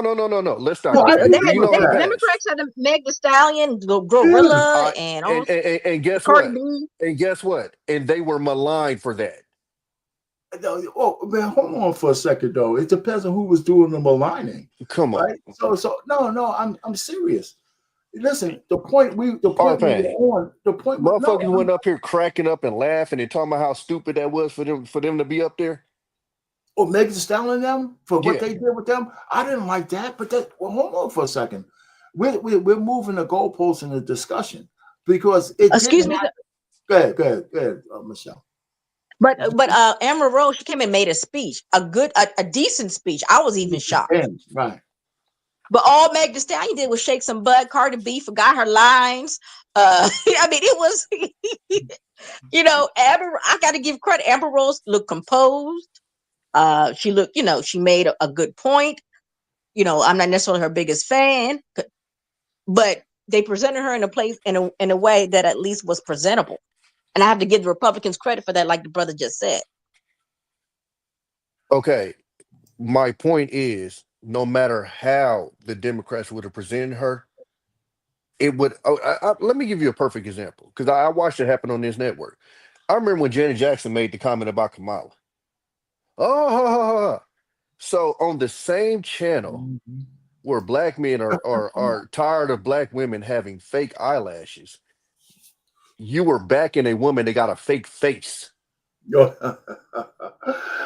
Oh man, yeah. Listen, but Arpain, this in line is my issue with politics. It's I'm good. Whatever I feel, if you say what I like, I'll drop. Even in your video, I don't necessarily agree with Tariq on anything. Oh, but hold on, he said something I agree with, so let me use him now. And that's what this culture is. It's cut and click. It's let me find something that's going to say what I want to say and use it. No matter how I feel about that person, no matter the history, yada yada yada. Let me use it right quick to further push what I want to push, instead of it being on its mirror. If you have a fundamental issue with Tariq, then you shouldn't use him for anything. No, that's not true. First of all, no, that's really not true. Okay. If I have a fundamental issue with a man cheating on his wife, then I shouldn't like Martin Luther King. That's what you're saying. I don't agree with that. I don't agree. I think people could be more than, people have more layers to them than just a one or a zero. I mean, if we lived in a 1 or a 0, nobody would like anybody. So Tariq Nasheed, I'm not a big fan of his, but I don't really follow him. I just said, for me personally, I don't really follow him, but I was surprised that he felt the way he felt about Jasmine Crockett, right? So I could purposely tell you, I look for people who may have other planks and other things, but when they start saying shit that I can hear, that means this person ain't all wrong. And if they agree with me, I said, well, you know what? That's somebody else. He thinks my way, but that doesn't mean they can't think differently in other areas. That's fine for me. I hear what you're saying, but I think I wouldn't turn people off just because of that.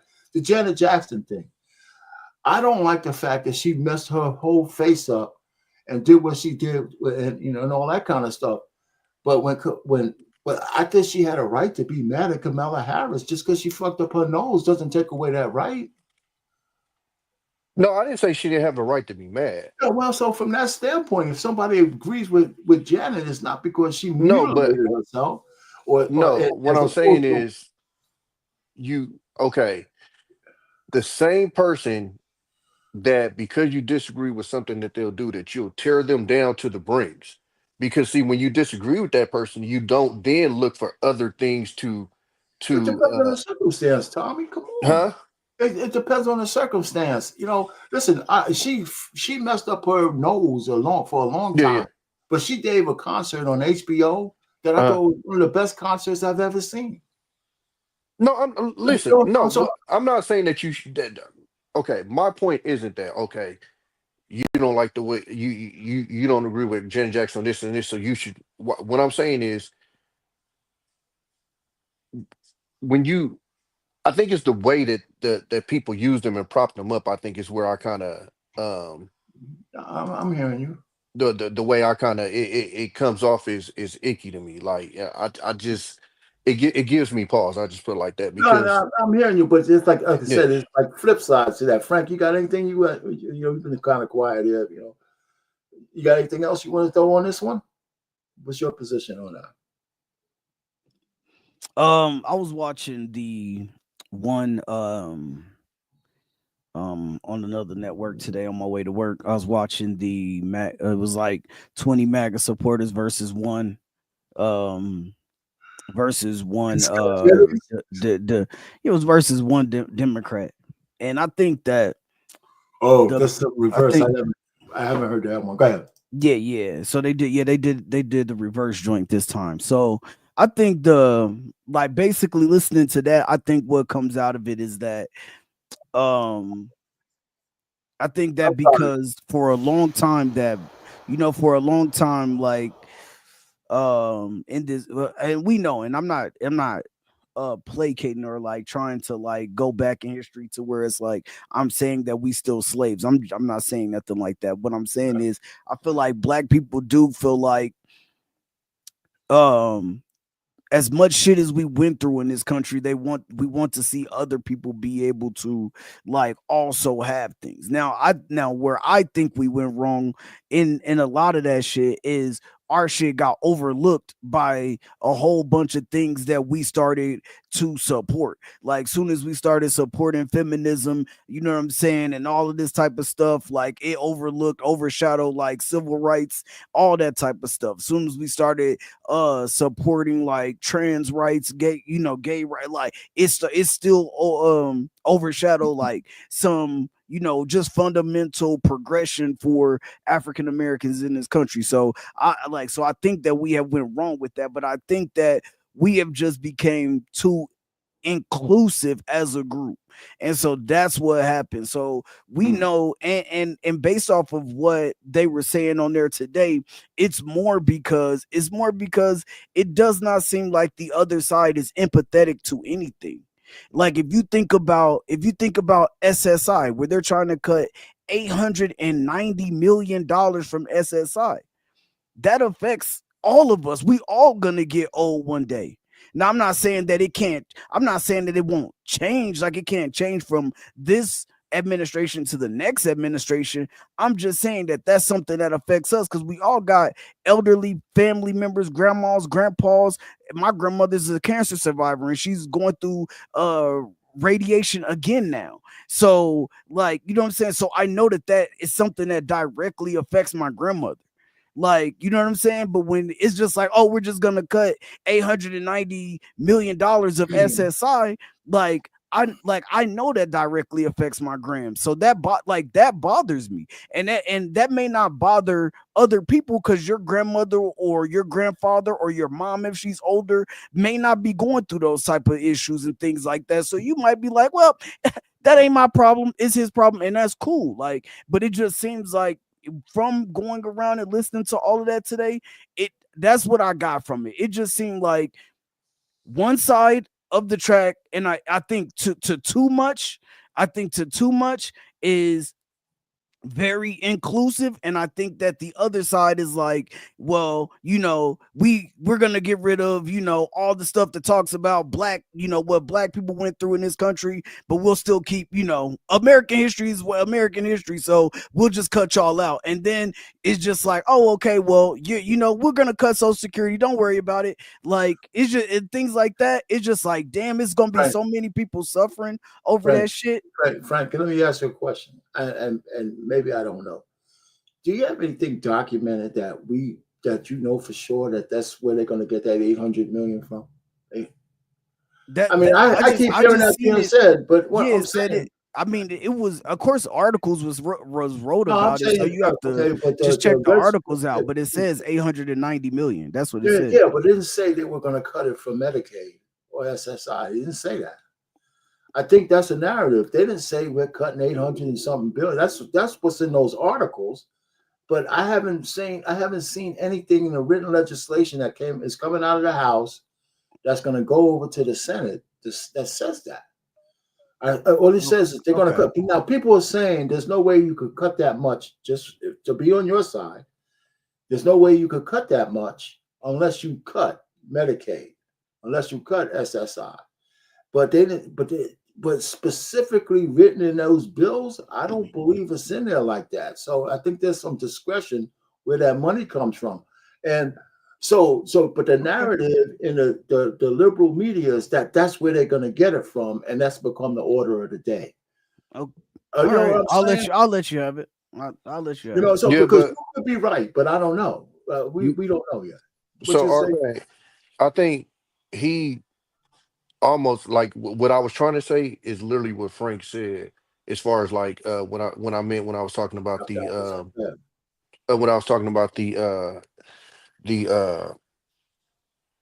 marketing, I guess, to black people is that and again, like, because it annoys me when people sit there and try and act like motherfuckers trying to play the victim, but that's kind of what I'm saying. The empathy for what has happened in this country from that side. Now, look, if the Democrats show it to pander, I wouldn't argue with you.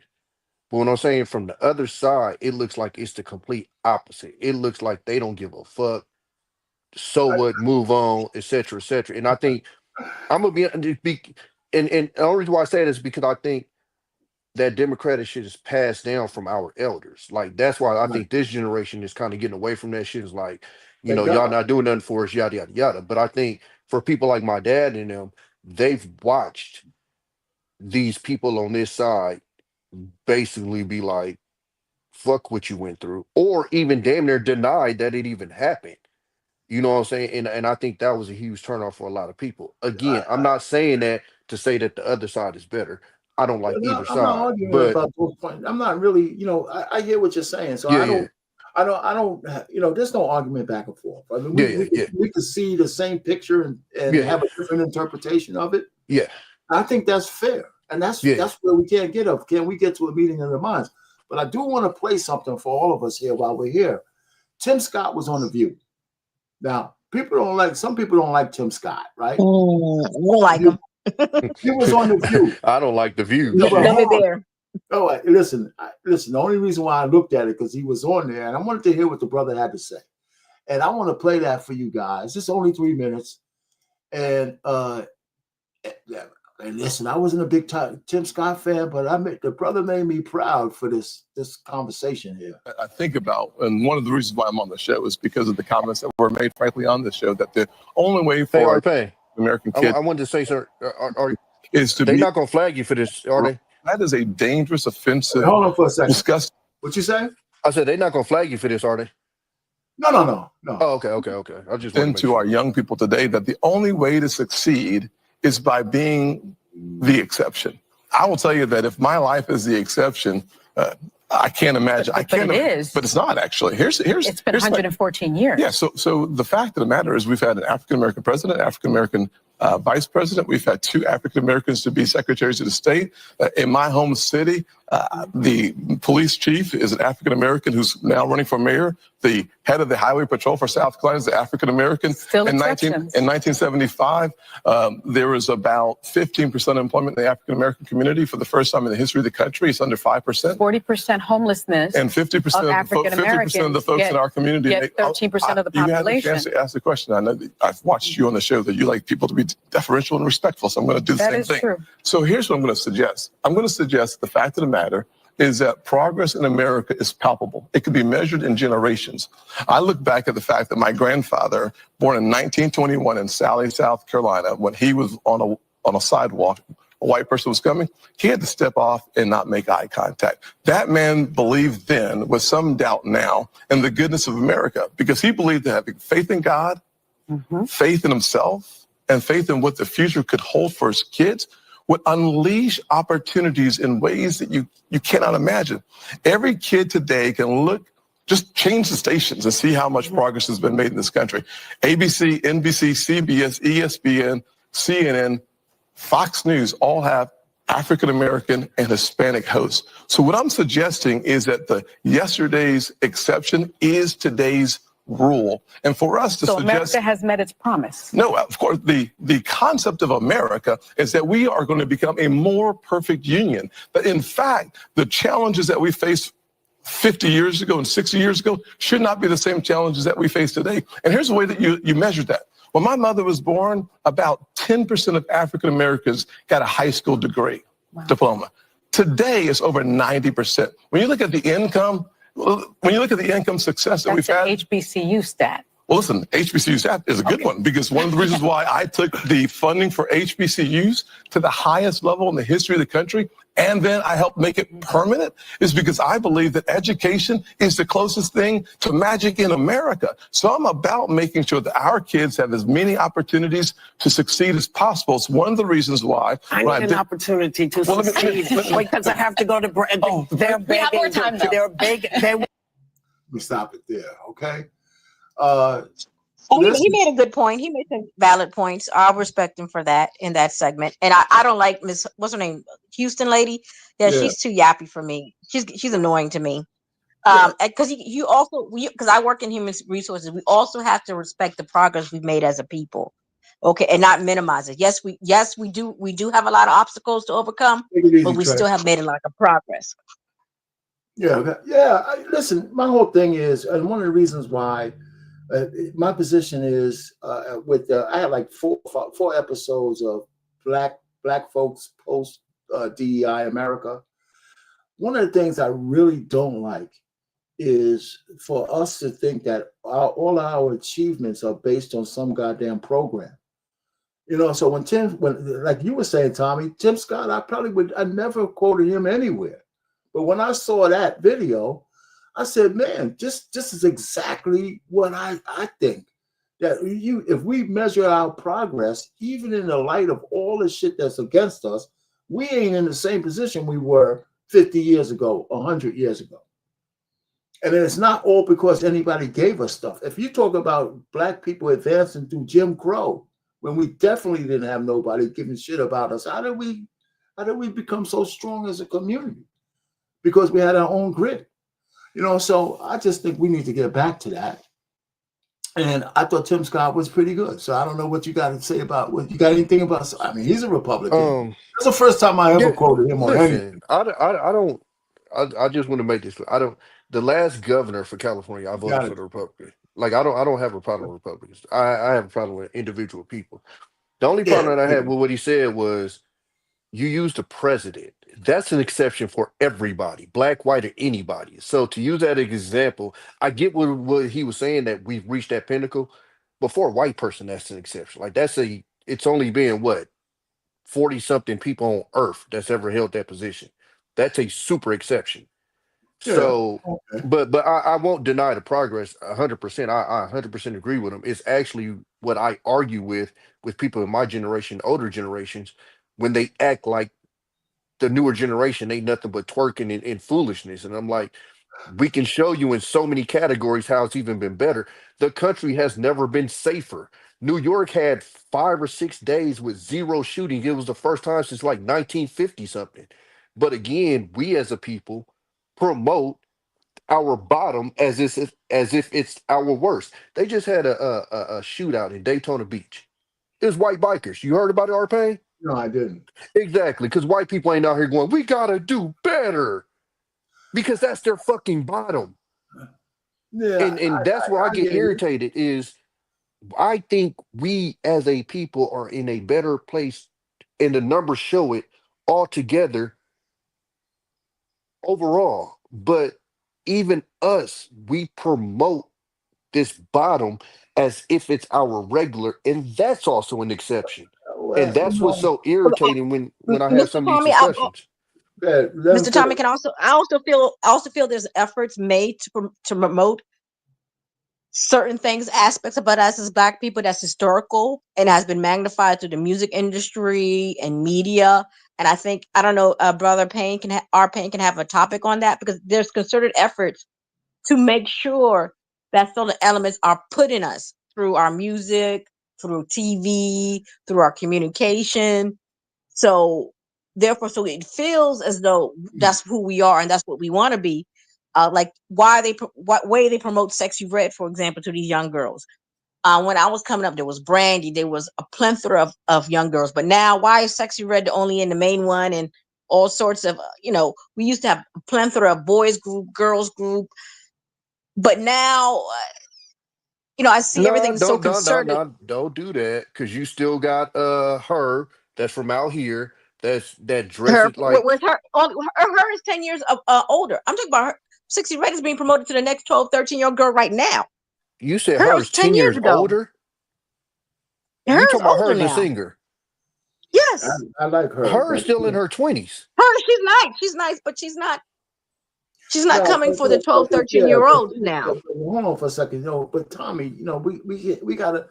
You're not wrong, but I think your ire is pointed in the wrong direction. It's not what we promote; it's what's been promoted and we accept. I think that what you just said is more attributed to what the liberal media says our communities are like, not the conservative media. So the fact is that all media underplays white Appalachia, all media. A Democrat, they don't show white poverty, right? But they're quick to show Black poverty on anywhere. So I think No, I think that's America though. I mean, like when we that's grew America. up, we thought all Africa was dirt roads and shit. And then we that's get older and find out they got nice beaches, they got resorts, etc., etc. Yeah, so That's how they promote. So yeah, I get that. I get the propaganda machine. But what I'm saying is, again, I agree with what she said 100%. Absolutely, there's a concerted effort to push that out 100%. And who owns those companies though? We play a part of it. But the other thing absolutely. is, let me tell you, that New York, I'm from New York, to have any time period where ain't nobody getting shot, that's the exception.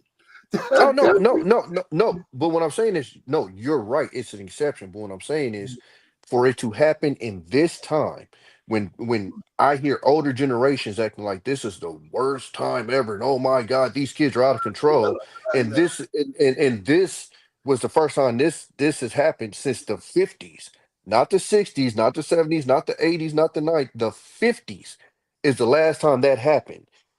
You get what I'm saying? Like, and again, the overall numbers show that America is a safer place than past generations. The era that I grew up in was extremely more dangerous than it is right now. Now, you know what? I don't disagree with that. I don't disagree with that. I think it depends on the stats you look at. But if we can get a Chicago weekend like we had in New York, that'll really be saying something. No, for sure. But no, what I'm saying is no, and even it's not even a stat. Every stat shows that. If you want to talk about violent crimes, if you want to talk about M's, if you want to talk about it's just what it is. But I think what happened is, and I'll just speak for like my generation, right? Right. When you grew up as a kid, right? yeah. Okay. So when you grew up as a kid, and this is how I had to kind of explain it to some of the people in my generation. When you grow up as a kid, you don't pay attention to those issues as much because you're a kid. Who cares? Right. So what happens is when you get older and you start paying attention to it in your head, this wasn't going on when I was a kid because I never heard about it. Well, you wasn't paying attention to it. So now that you're older and you're paying attention to it, it's going, oh shit, this is worse than when we was coming up. I just happen to be the type of kid. My dad ordered the newspaper. I used to go to the sports section every day. So I used to get the newspaper every day. So after I got the sports section, I would also read up on the newspaper. I knew what was going on. So for me, I knew that it was wilder when I was coming up than it is now. But we have a generation of people that, like I said, when you were kids, you generally don't pay attention to some of the issues you do as an adult. So when this stuff happens as an adult, you're looking like, oh my God, these kids are paying. I'm part of the generation that started metal detectors in school. That was my generation that started that shit. Yeah. You know what I'm saying? Like we used to have 12 gauges and shit stuffed in the bushes outside the school and shit. You know what I'm saying? So they stopped us from wearing baggy pants because people would come to school with a sawed-off shotgun in their pants. Right. You know, this ain't issues that you're hearing about today. You know what I'm saying? Yeah, So you're right. I mean, teen but pregnancy.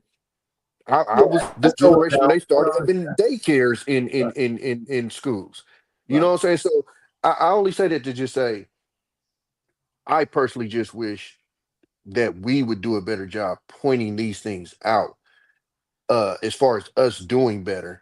And a perfect example was like the kid that just scored a 1600 on his SAT and he's going to Harvard. Okay. Nobody's really talking about that. I'm like, why this isn't like that's stuff that I would love to see push more. And I'm probably gonna start a YouTube channel. I'm gonna do it myself. Well, that's You know, what I'm that's saying. what I like to see. The But fact is- yeah, But that's the point, right? You know, if it leads, it leads. I mean, that's like a universal yeah. kind of thing. Oh, 100%, yeah. So I hear what you're saying, and I think we need to have more positive stuff, and that's why my man Tim Scott on The View had to correct the whole panel, saying, "Listen, you're not looking at this thing the right way," because and this is the Democratic Party and the liberals. Don't forget about the party, but the liberals tend to believe that they look through a lens of victimization when it comes to black people. 100%. I agree. Yes. I think that's the worst. It's worse than anything else that I think of, even on a conservative side. Because if you're moving in a positive direction, you don't get the pushback from just being a conservative. Even conservative Republicans can respect people who take care of their own, right? Because you're not stepping on anybody else. You're not asking for handouts. You're not asking for any of this. I'm doing this shit on my own. And I don't need to be a victim. Go ahead, Michelle. What you gonna say? I was gonna agree, and I hope Tommy B is able to, do his channel and let us know so we can support, because we need like minds out here, because a lot of things are happening out here, and we need to discuss this. And I appreciate your forum for us having this discussion, and I appreciate your forum for not going around the victimhood with our problems, but trying to find solutions to our problems, because we still have a lot of solutions as opposed to other communities, especially as we move forward, especially with this new president.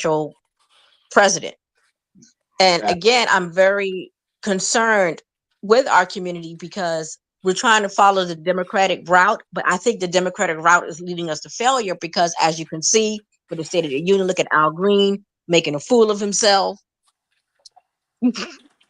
Okay. But that was bad. But Look, listen, go ahead, Tommy, go ahead. Even with that, though, I have to say, and I agree with you, but I even laugh at that. It just goes all the way back to where I started with Art Payne, is when the Republican lady stood up in the middle of the what's up, Jedi Mike? He said, where the link? Stood up in the middle of Obama's speech and screamed liar and disrupted it. Where was the Republicans? That was a guy. No, I believe it was a woman. It might have been a guy. I can't remember. But that was Biden. For Biden, it was that beach body lady, the beach body lady. That was for Biden. So they did it twice then, because I know they did it to Obama too. Yeah, they did one for Obama, then for Biden was the beach body lady. And so that was kind of my point with the politics are paying. Is like, wait a minute. So when we do it, it's justifiable. But when they do it, it's oh my gosh, I can't believe you did that. Where's the Hold decorum? on, no, man, Tommy. Listen, they admonished that guy for doing that to Obama. Oh, he got admonished, just like by this who? guy. Afterwards, he got admonished by that. No, He no, didn't- no, no. they By didn't get away by with it. who though? Well, the media, everybody, the Congress didn't like what he did either. Now they had to listen. Just standing up, the guy didn't just stand up. He kept disrupting. That's why they had to kick him out. Yeah. No, I saw that. Yeah. That's the problem. He got censored. He wanted them to kick him out, so he wasn't just making it. He wanted to get kicked out. Yeah. No, You know, I agree. And again, I think both is goofy. But I'm just saying, no, they're both goofy. No, there's no doubt about it. yeah. But again, like my What's thing up, is Jedi Mike? What's going on, man? Jedi Mike. What's going on, my guy? Yeah. You guys doing? All right. Hello. So, yes, and we got one on when I'm breaking the rules for Michelle here. You know how women break the rules. I'm a simp. You're simping over here, man. What they say? Our pain, stop simping. You know, I don't know, man. What you got? If you finish, Tommy, what you got, Jedi Mike? How much have you seen? What you got? I see seen everything. I'm in Washington D.C., but just right around the corner. And I'll tell you this is that that is frustrating that my people that not just literacy but more importantly competence is something that is hard to come by when we're just having conversations and holding ourselves accountable and addressing what we see as clear as day. As someone that doesn't identify neither say Democrat or Republican. However, I do identify as a Christian and stuff, and how I raised, my family. Also, being in marriage with my wife is like we're in a Christian household. Those principles that's our foundation, always have and always will be. I think it's a shame that that it's become a circus at this point. Even when it came to the State of Union address, I literally could not watch it because I saw the clips of it. I saw the young man, who survived brain cancer, and how seeing the whole crowd did not stand for them. And this is my thing where just like, listen, I understand people he's a plant. He's just there for political stunt. I'm like, so this young child that survived brain cancer actually want to serve this country and actually to protect the community, who went on a viral video while our own people, no white person, our own people was making fun of this kid. And not only the fact that he survived brain cancer, you want to get into a field that doesn't really have a lot of us, kinfolk, whatever you want to call it, in those fields. But then at the same time, saying that he's a political plant that just used for propaganda, but yet was Beyonce not political propaganda when you guys at Democratic convention? Was Cardi B, was Meg Thee Stallion, and all these other actors, Jennifer Lopez, Selena Gomez crying when she has $1 million necklace at the Oscars? I'm an entertainment journalist or, a film critic. I see all this stuff going on for here. And I'm like, you mean tell me those are not it's equivalent, if not more, because these people have influence and power, and yet you're complaining that, oh, Elon and all the Jeff Bezos and all these people just have power and everything. Like, this is business. And yet you lost, and you continually have this political stunt here is going to thank you, swear. This is going to basically keep the Republican Party for the next 8 years if you keep this up, because you have now told that the general public that the Democratic Party is now become a bunch of bitch ass niggas. And that's what Dave Chappelle was talking about. It's like we have now grown a society of people. Thank you. I got it. Got the camera. Thank you.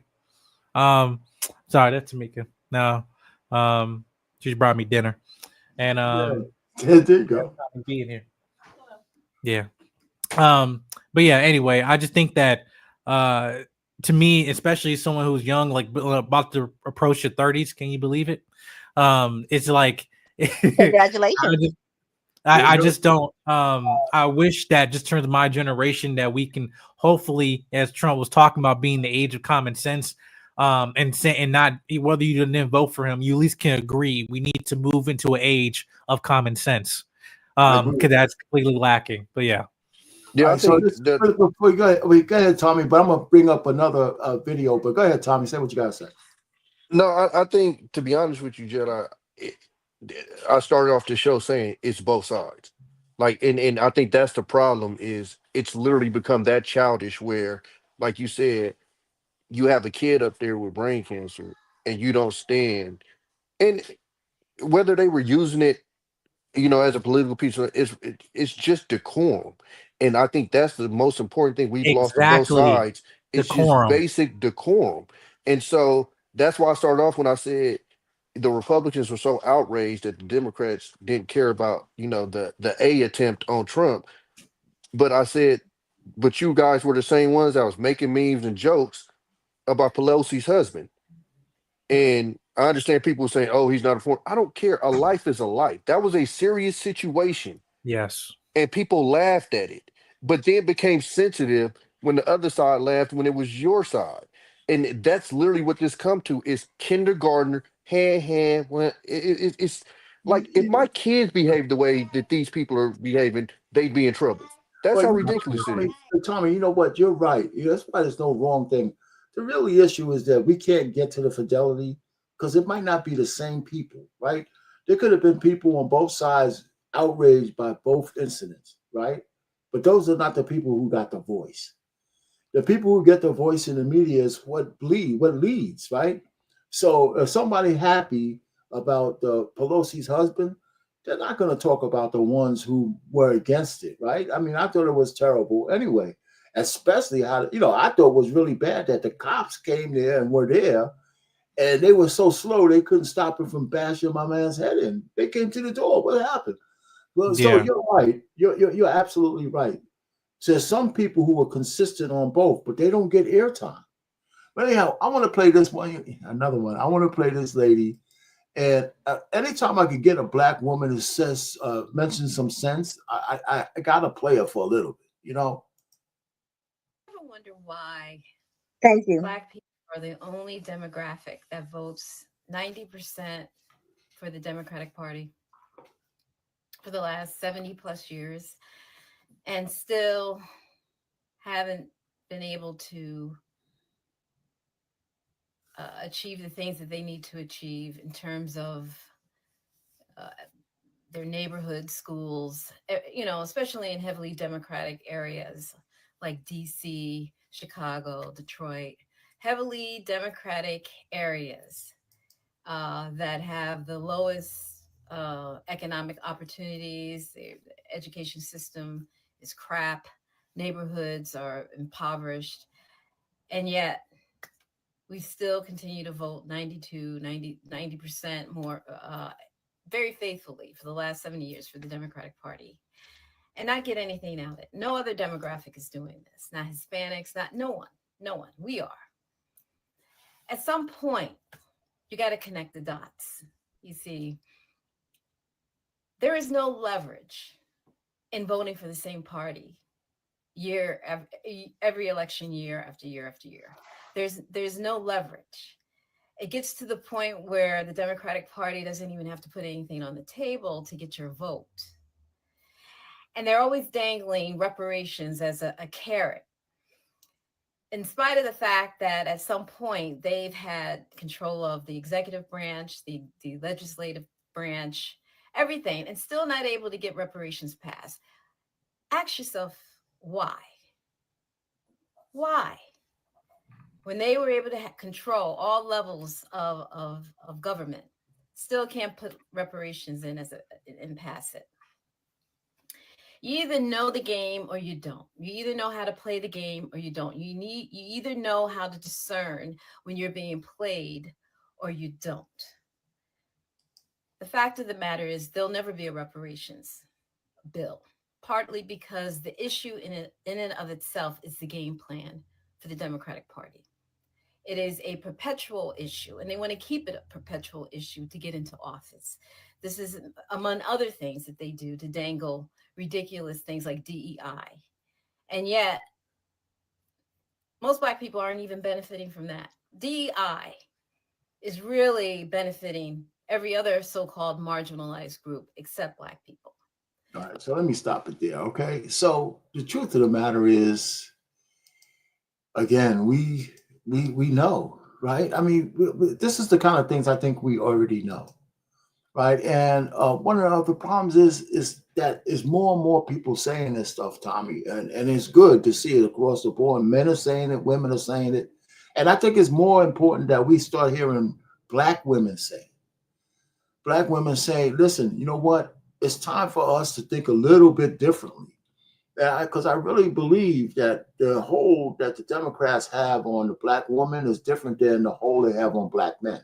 It's the women of the Democratic Party, the women who have the hold on the men who are keeping us there, right? Because in our community, we're bred to be matriarchal for the most part, especially in the last 50, 60 years, right? When the men were out of the house, whether it's because of the legislation, whether it's because of crack epidemic, maybe it's because of the crime bill, women have been raising men, right? So we are used to, and I say we, I mean y'all, because I'm from the old school and shit, right? But I understand I'm being universal here. Right? Men are used to acquiescing to their women. And I think that's mostly in our community than anywhere else. So if all the women are on a Democratic plantation, enough of the men are on there too. And I think that a lot of the men are starting to say, wait a minute, you know, maybe this is a little bit upside down. Maybe it's a little bit upside down. I think we're starting to see that. I really do. And I think once we see it more, I think we can, whatever's left for the community, I think we could be rebuilding it better. Because I'll say it right now, if people call me a chauvinist, I believe men should lead women. I don't believe in the other way around. So let me ask you two questions. Number one, right. Of all your years, do you know anybody that's voted based on the promise of fucking reparations? I don't know. I think some people have. Yeah, I do. No, I'm asking, do you personally know? No, I don't know anybody because people are not open. I don't talk about that shit. I don't believe in it. Go ahead. No, I think that'd be a conversation piece. I think if somebody was literally basing their vote off of reparations, I think somebody be open about it and be talking about how they're going to get this check. I don't know anybody on earth, and it's my singular experience, that has placed a vote based off of a promise of reparations. And to be honest with you, that's only really been pushed the last couple of years. When I was growing up, there was no promise of no fucking reparations ever. No, Tommy, wait a minute, man. That whole specter of 40 acres and a mule has been around for a long time. Okay. But that was an actual promise that wasn't given. That's right. But what I'm saying is, nobody was ever running for campaign and goes, "Hey, remember that 40 acres and a mule? I can get that for you." You get what I'm saying? They tried to under Obama. They tried to raise the issue under Obama, but guess what? Al Sharpton shut it down. That's my point. Is what I'm saying is, she said we've been doing this for 80 years or whatever, right?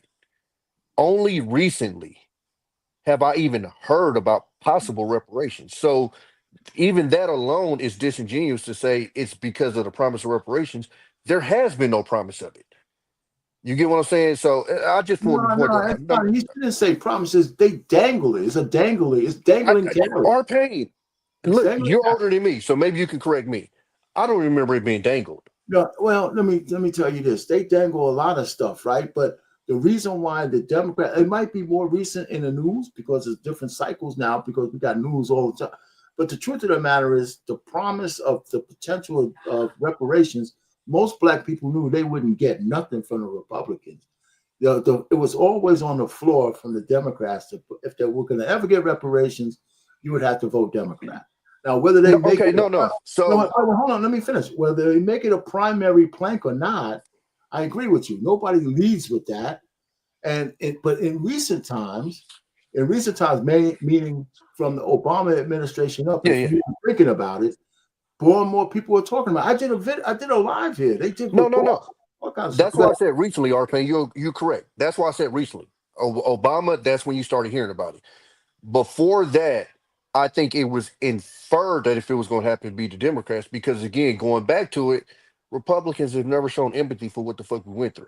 It's So- always been that pull yourself up by the bootstraps, Right. but never even explain to the fact of why our bootstraps are even unloosing.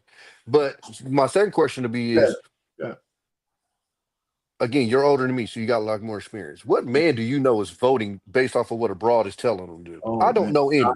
Stop it, man. Stop it. It's whether No, ask I'm me- asking you because I'm let me saying, finish. from my point of view, Yeah. I don't know any man that said, I'm going to Yeah. that booth and How I'm making many this vote based off Boy, what my female is saying. You know what? If you and I were sitting around and we had a brother sitting around, none of us are going to admit that we're being bitch slapped by women. We won't admit that shit out loud, right? Some men stay out in their car and don't, and are afraid to go in the house.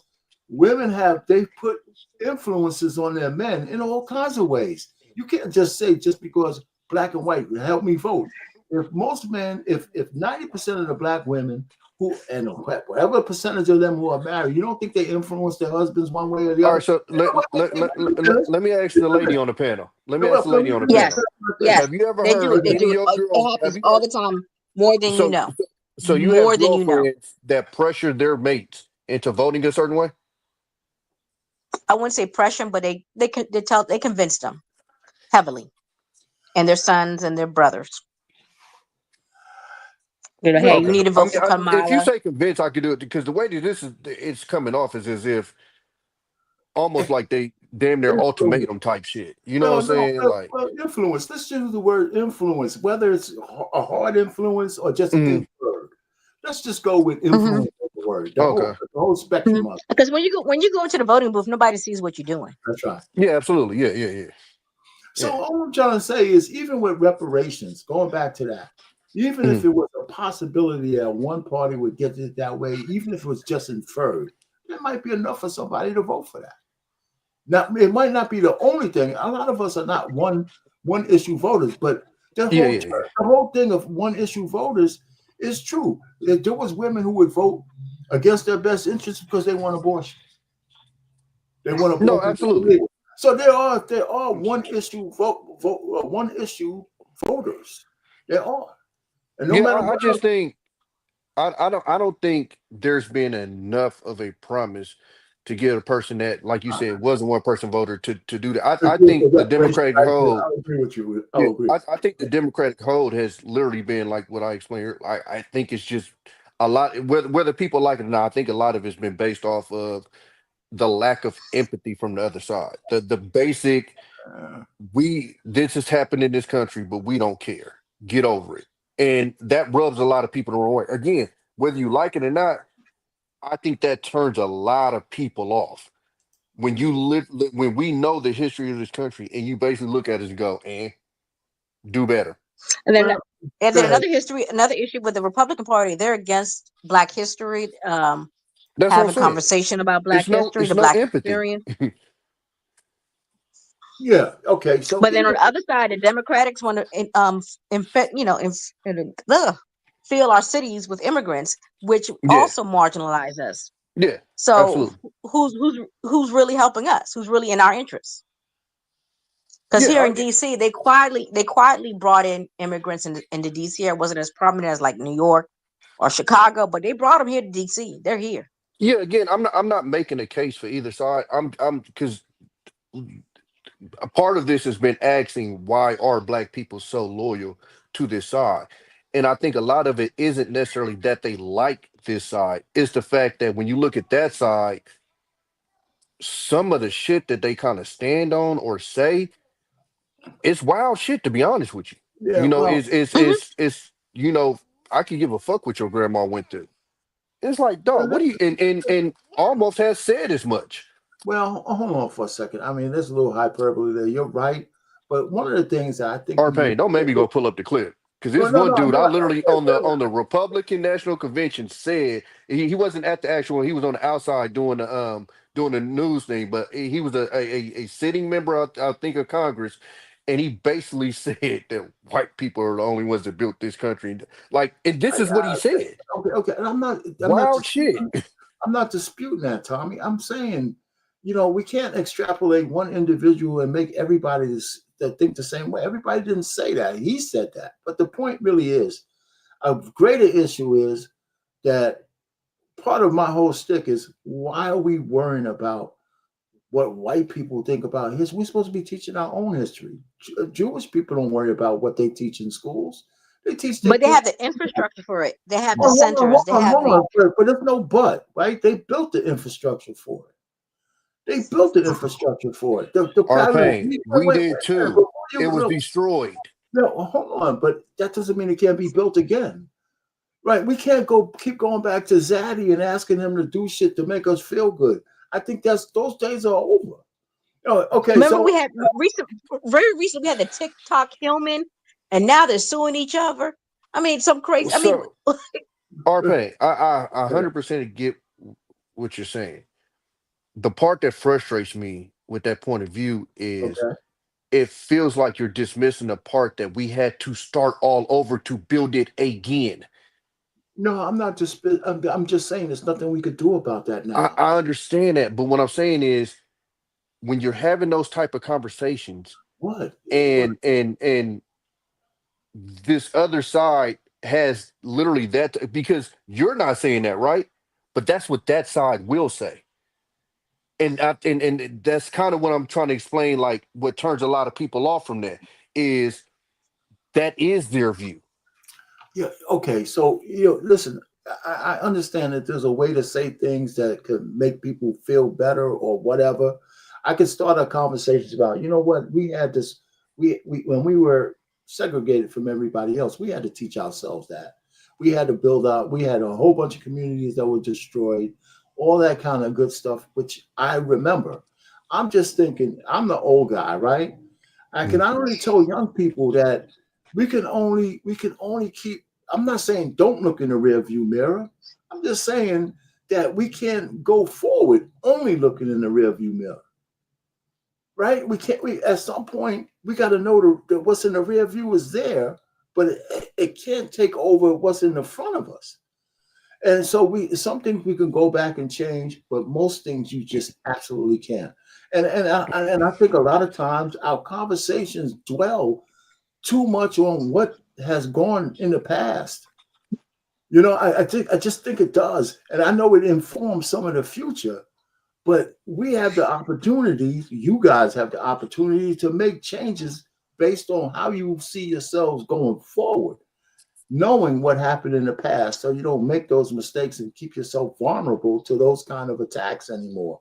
And that's all I'm saying. And one of the things, so that's all I'm saying. And I know it sounds insensitive, but that's not where I'm coming from.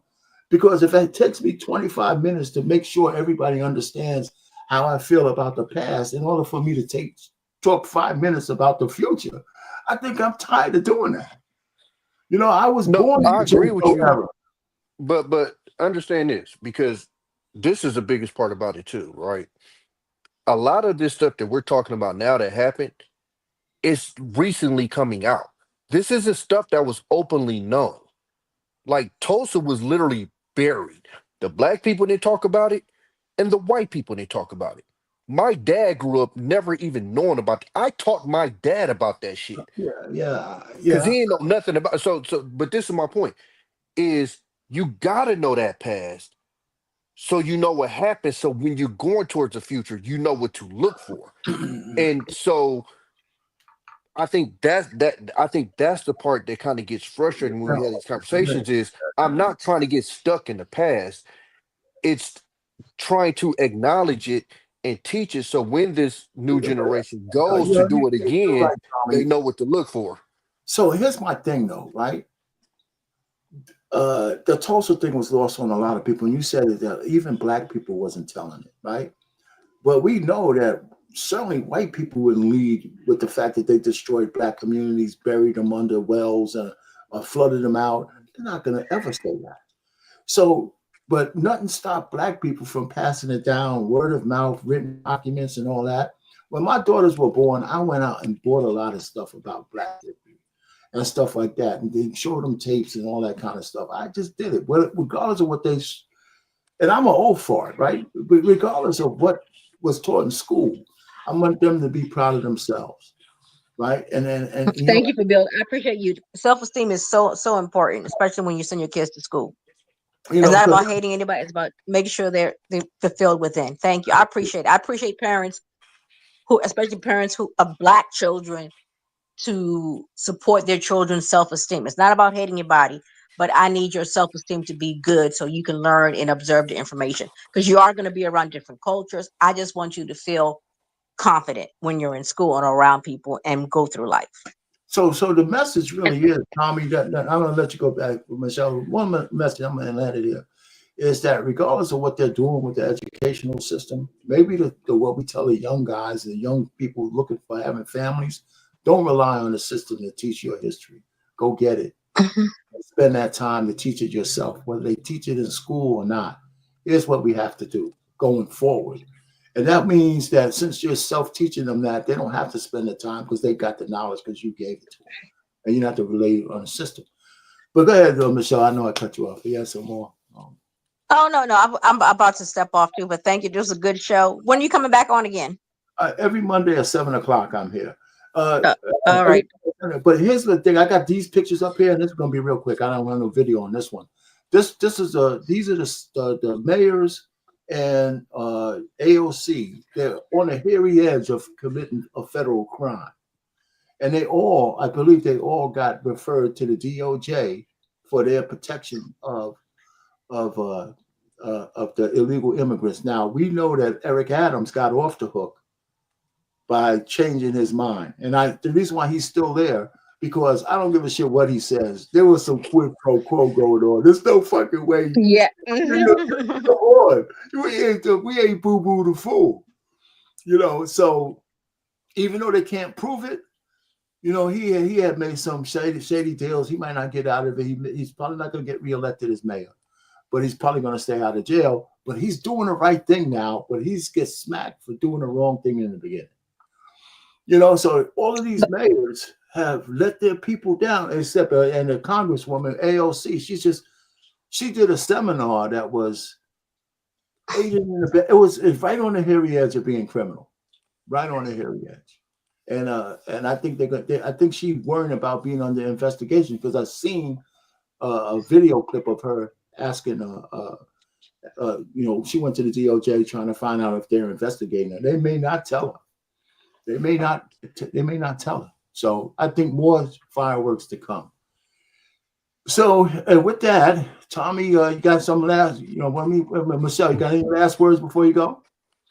Oh, I'll catch you next week, 7 o'clock. Thank you so much for a good topic. You should listen on if you go, because I do have a theme song for this whole live that I'm gonna play after Tommy. That's my whole new thing. I got this AI generator for some words, and I think the words of this song is absolutely fantastic. Even though I have to say I actually manipulated some of them myself, and I think it's really good.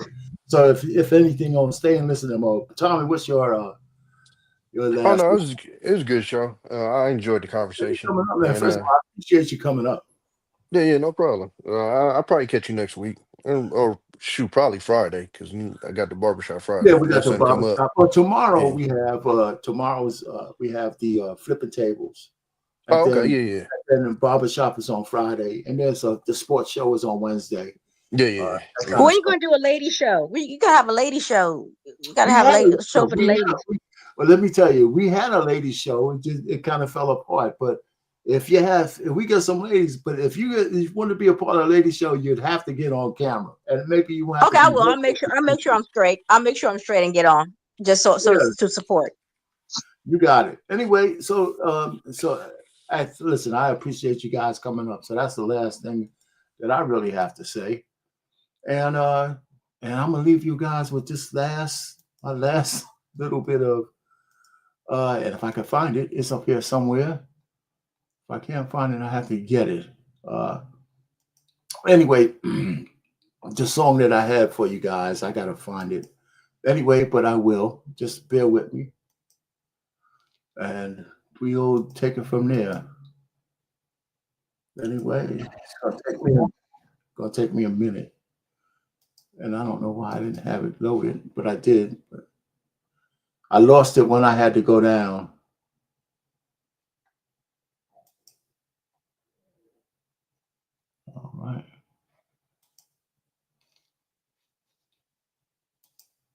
Right here it goes.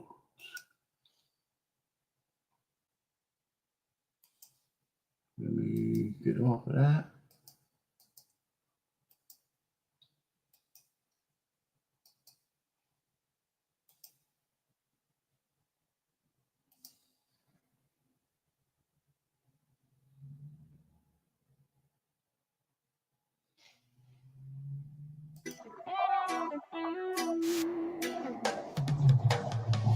In the shadow of the oak trees, where the too many lives lost their shine. Our hands are callous, our hearts are heavy. So many dreams lost in time.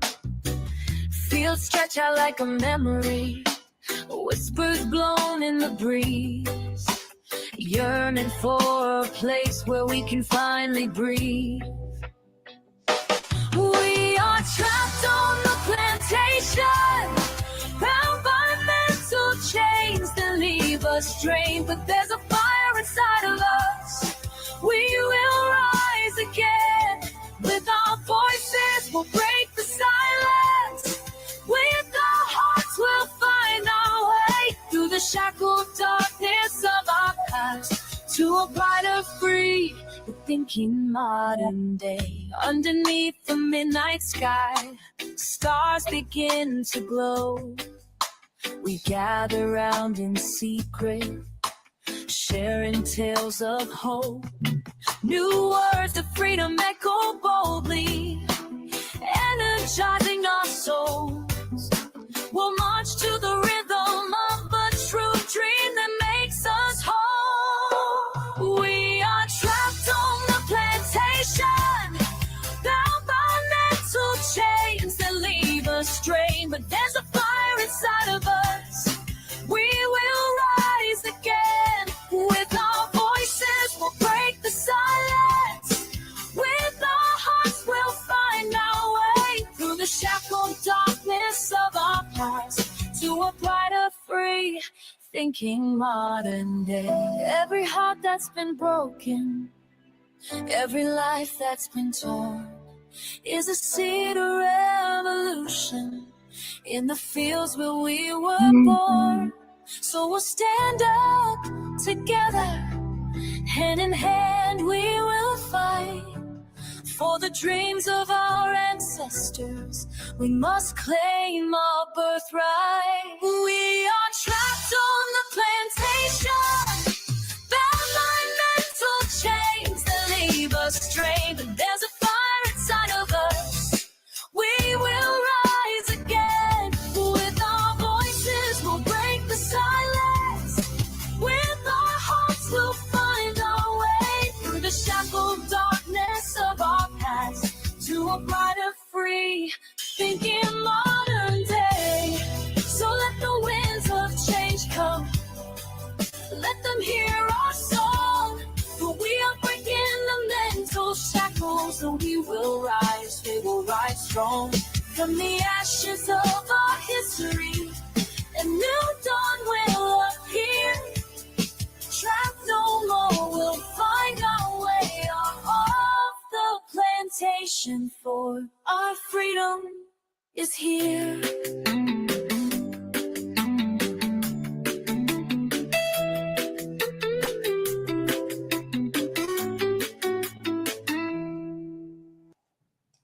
So those are my final words right there. I thought that was pretty good. I like that. If I must say so myself, that's the whole theme of my whole show today. Got to get off the planet. Yeah. Oh, thank you. No, I really enjoyed that. So, that's your opening and closing now. No, that's just that was just for this show. But you know, Oh, okay. I have that's a theme I started doing. But anyway, thanks for coming up again. Thanks, Tommy. And Thanks for having me on. Thank you.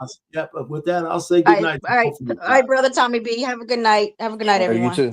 All right.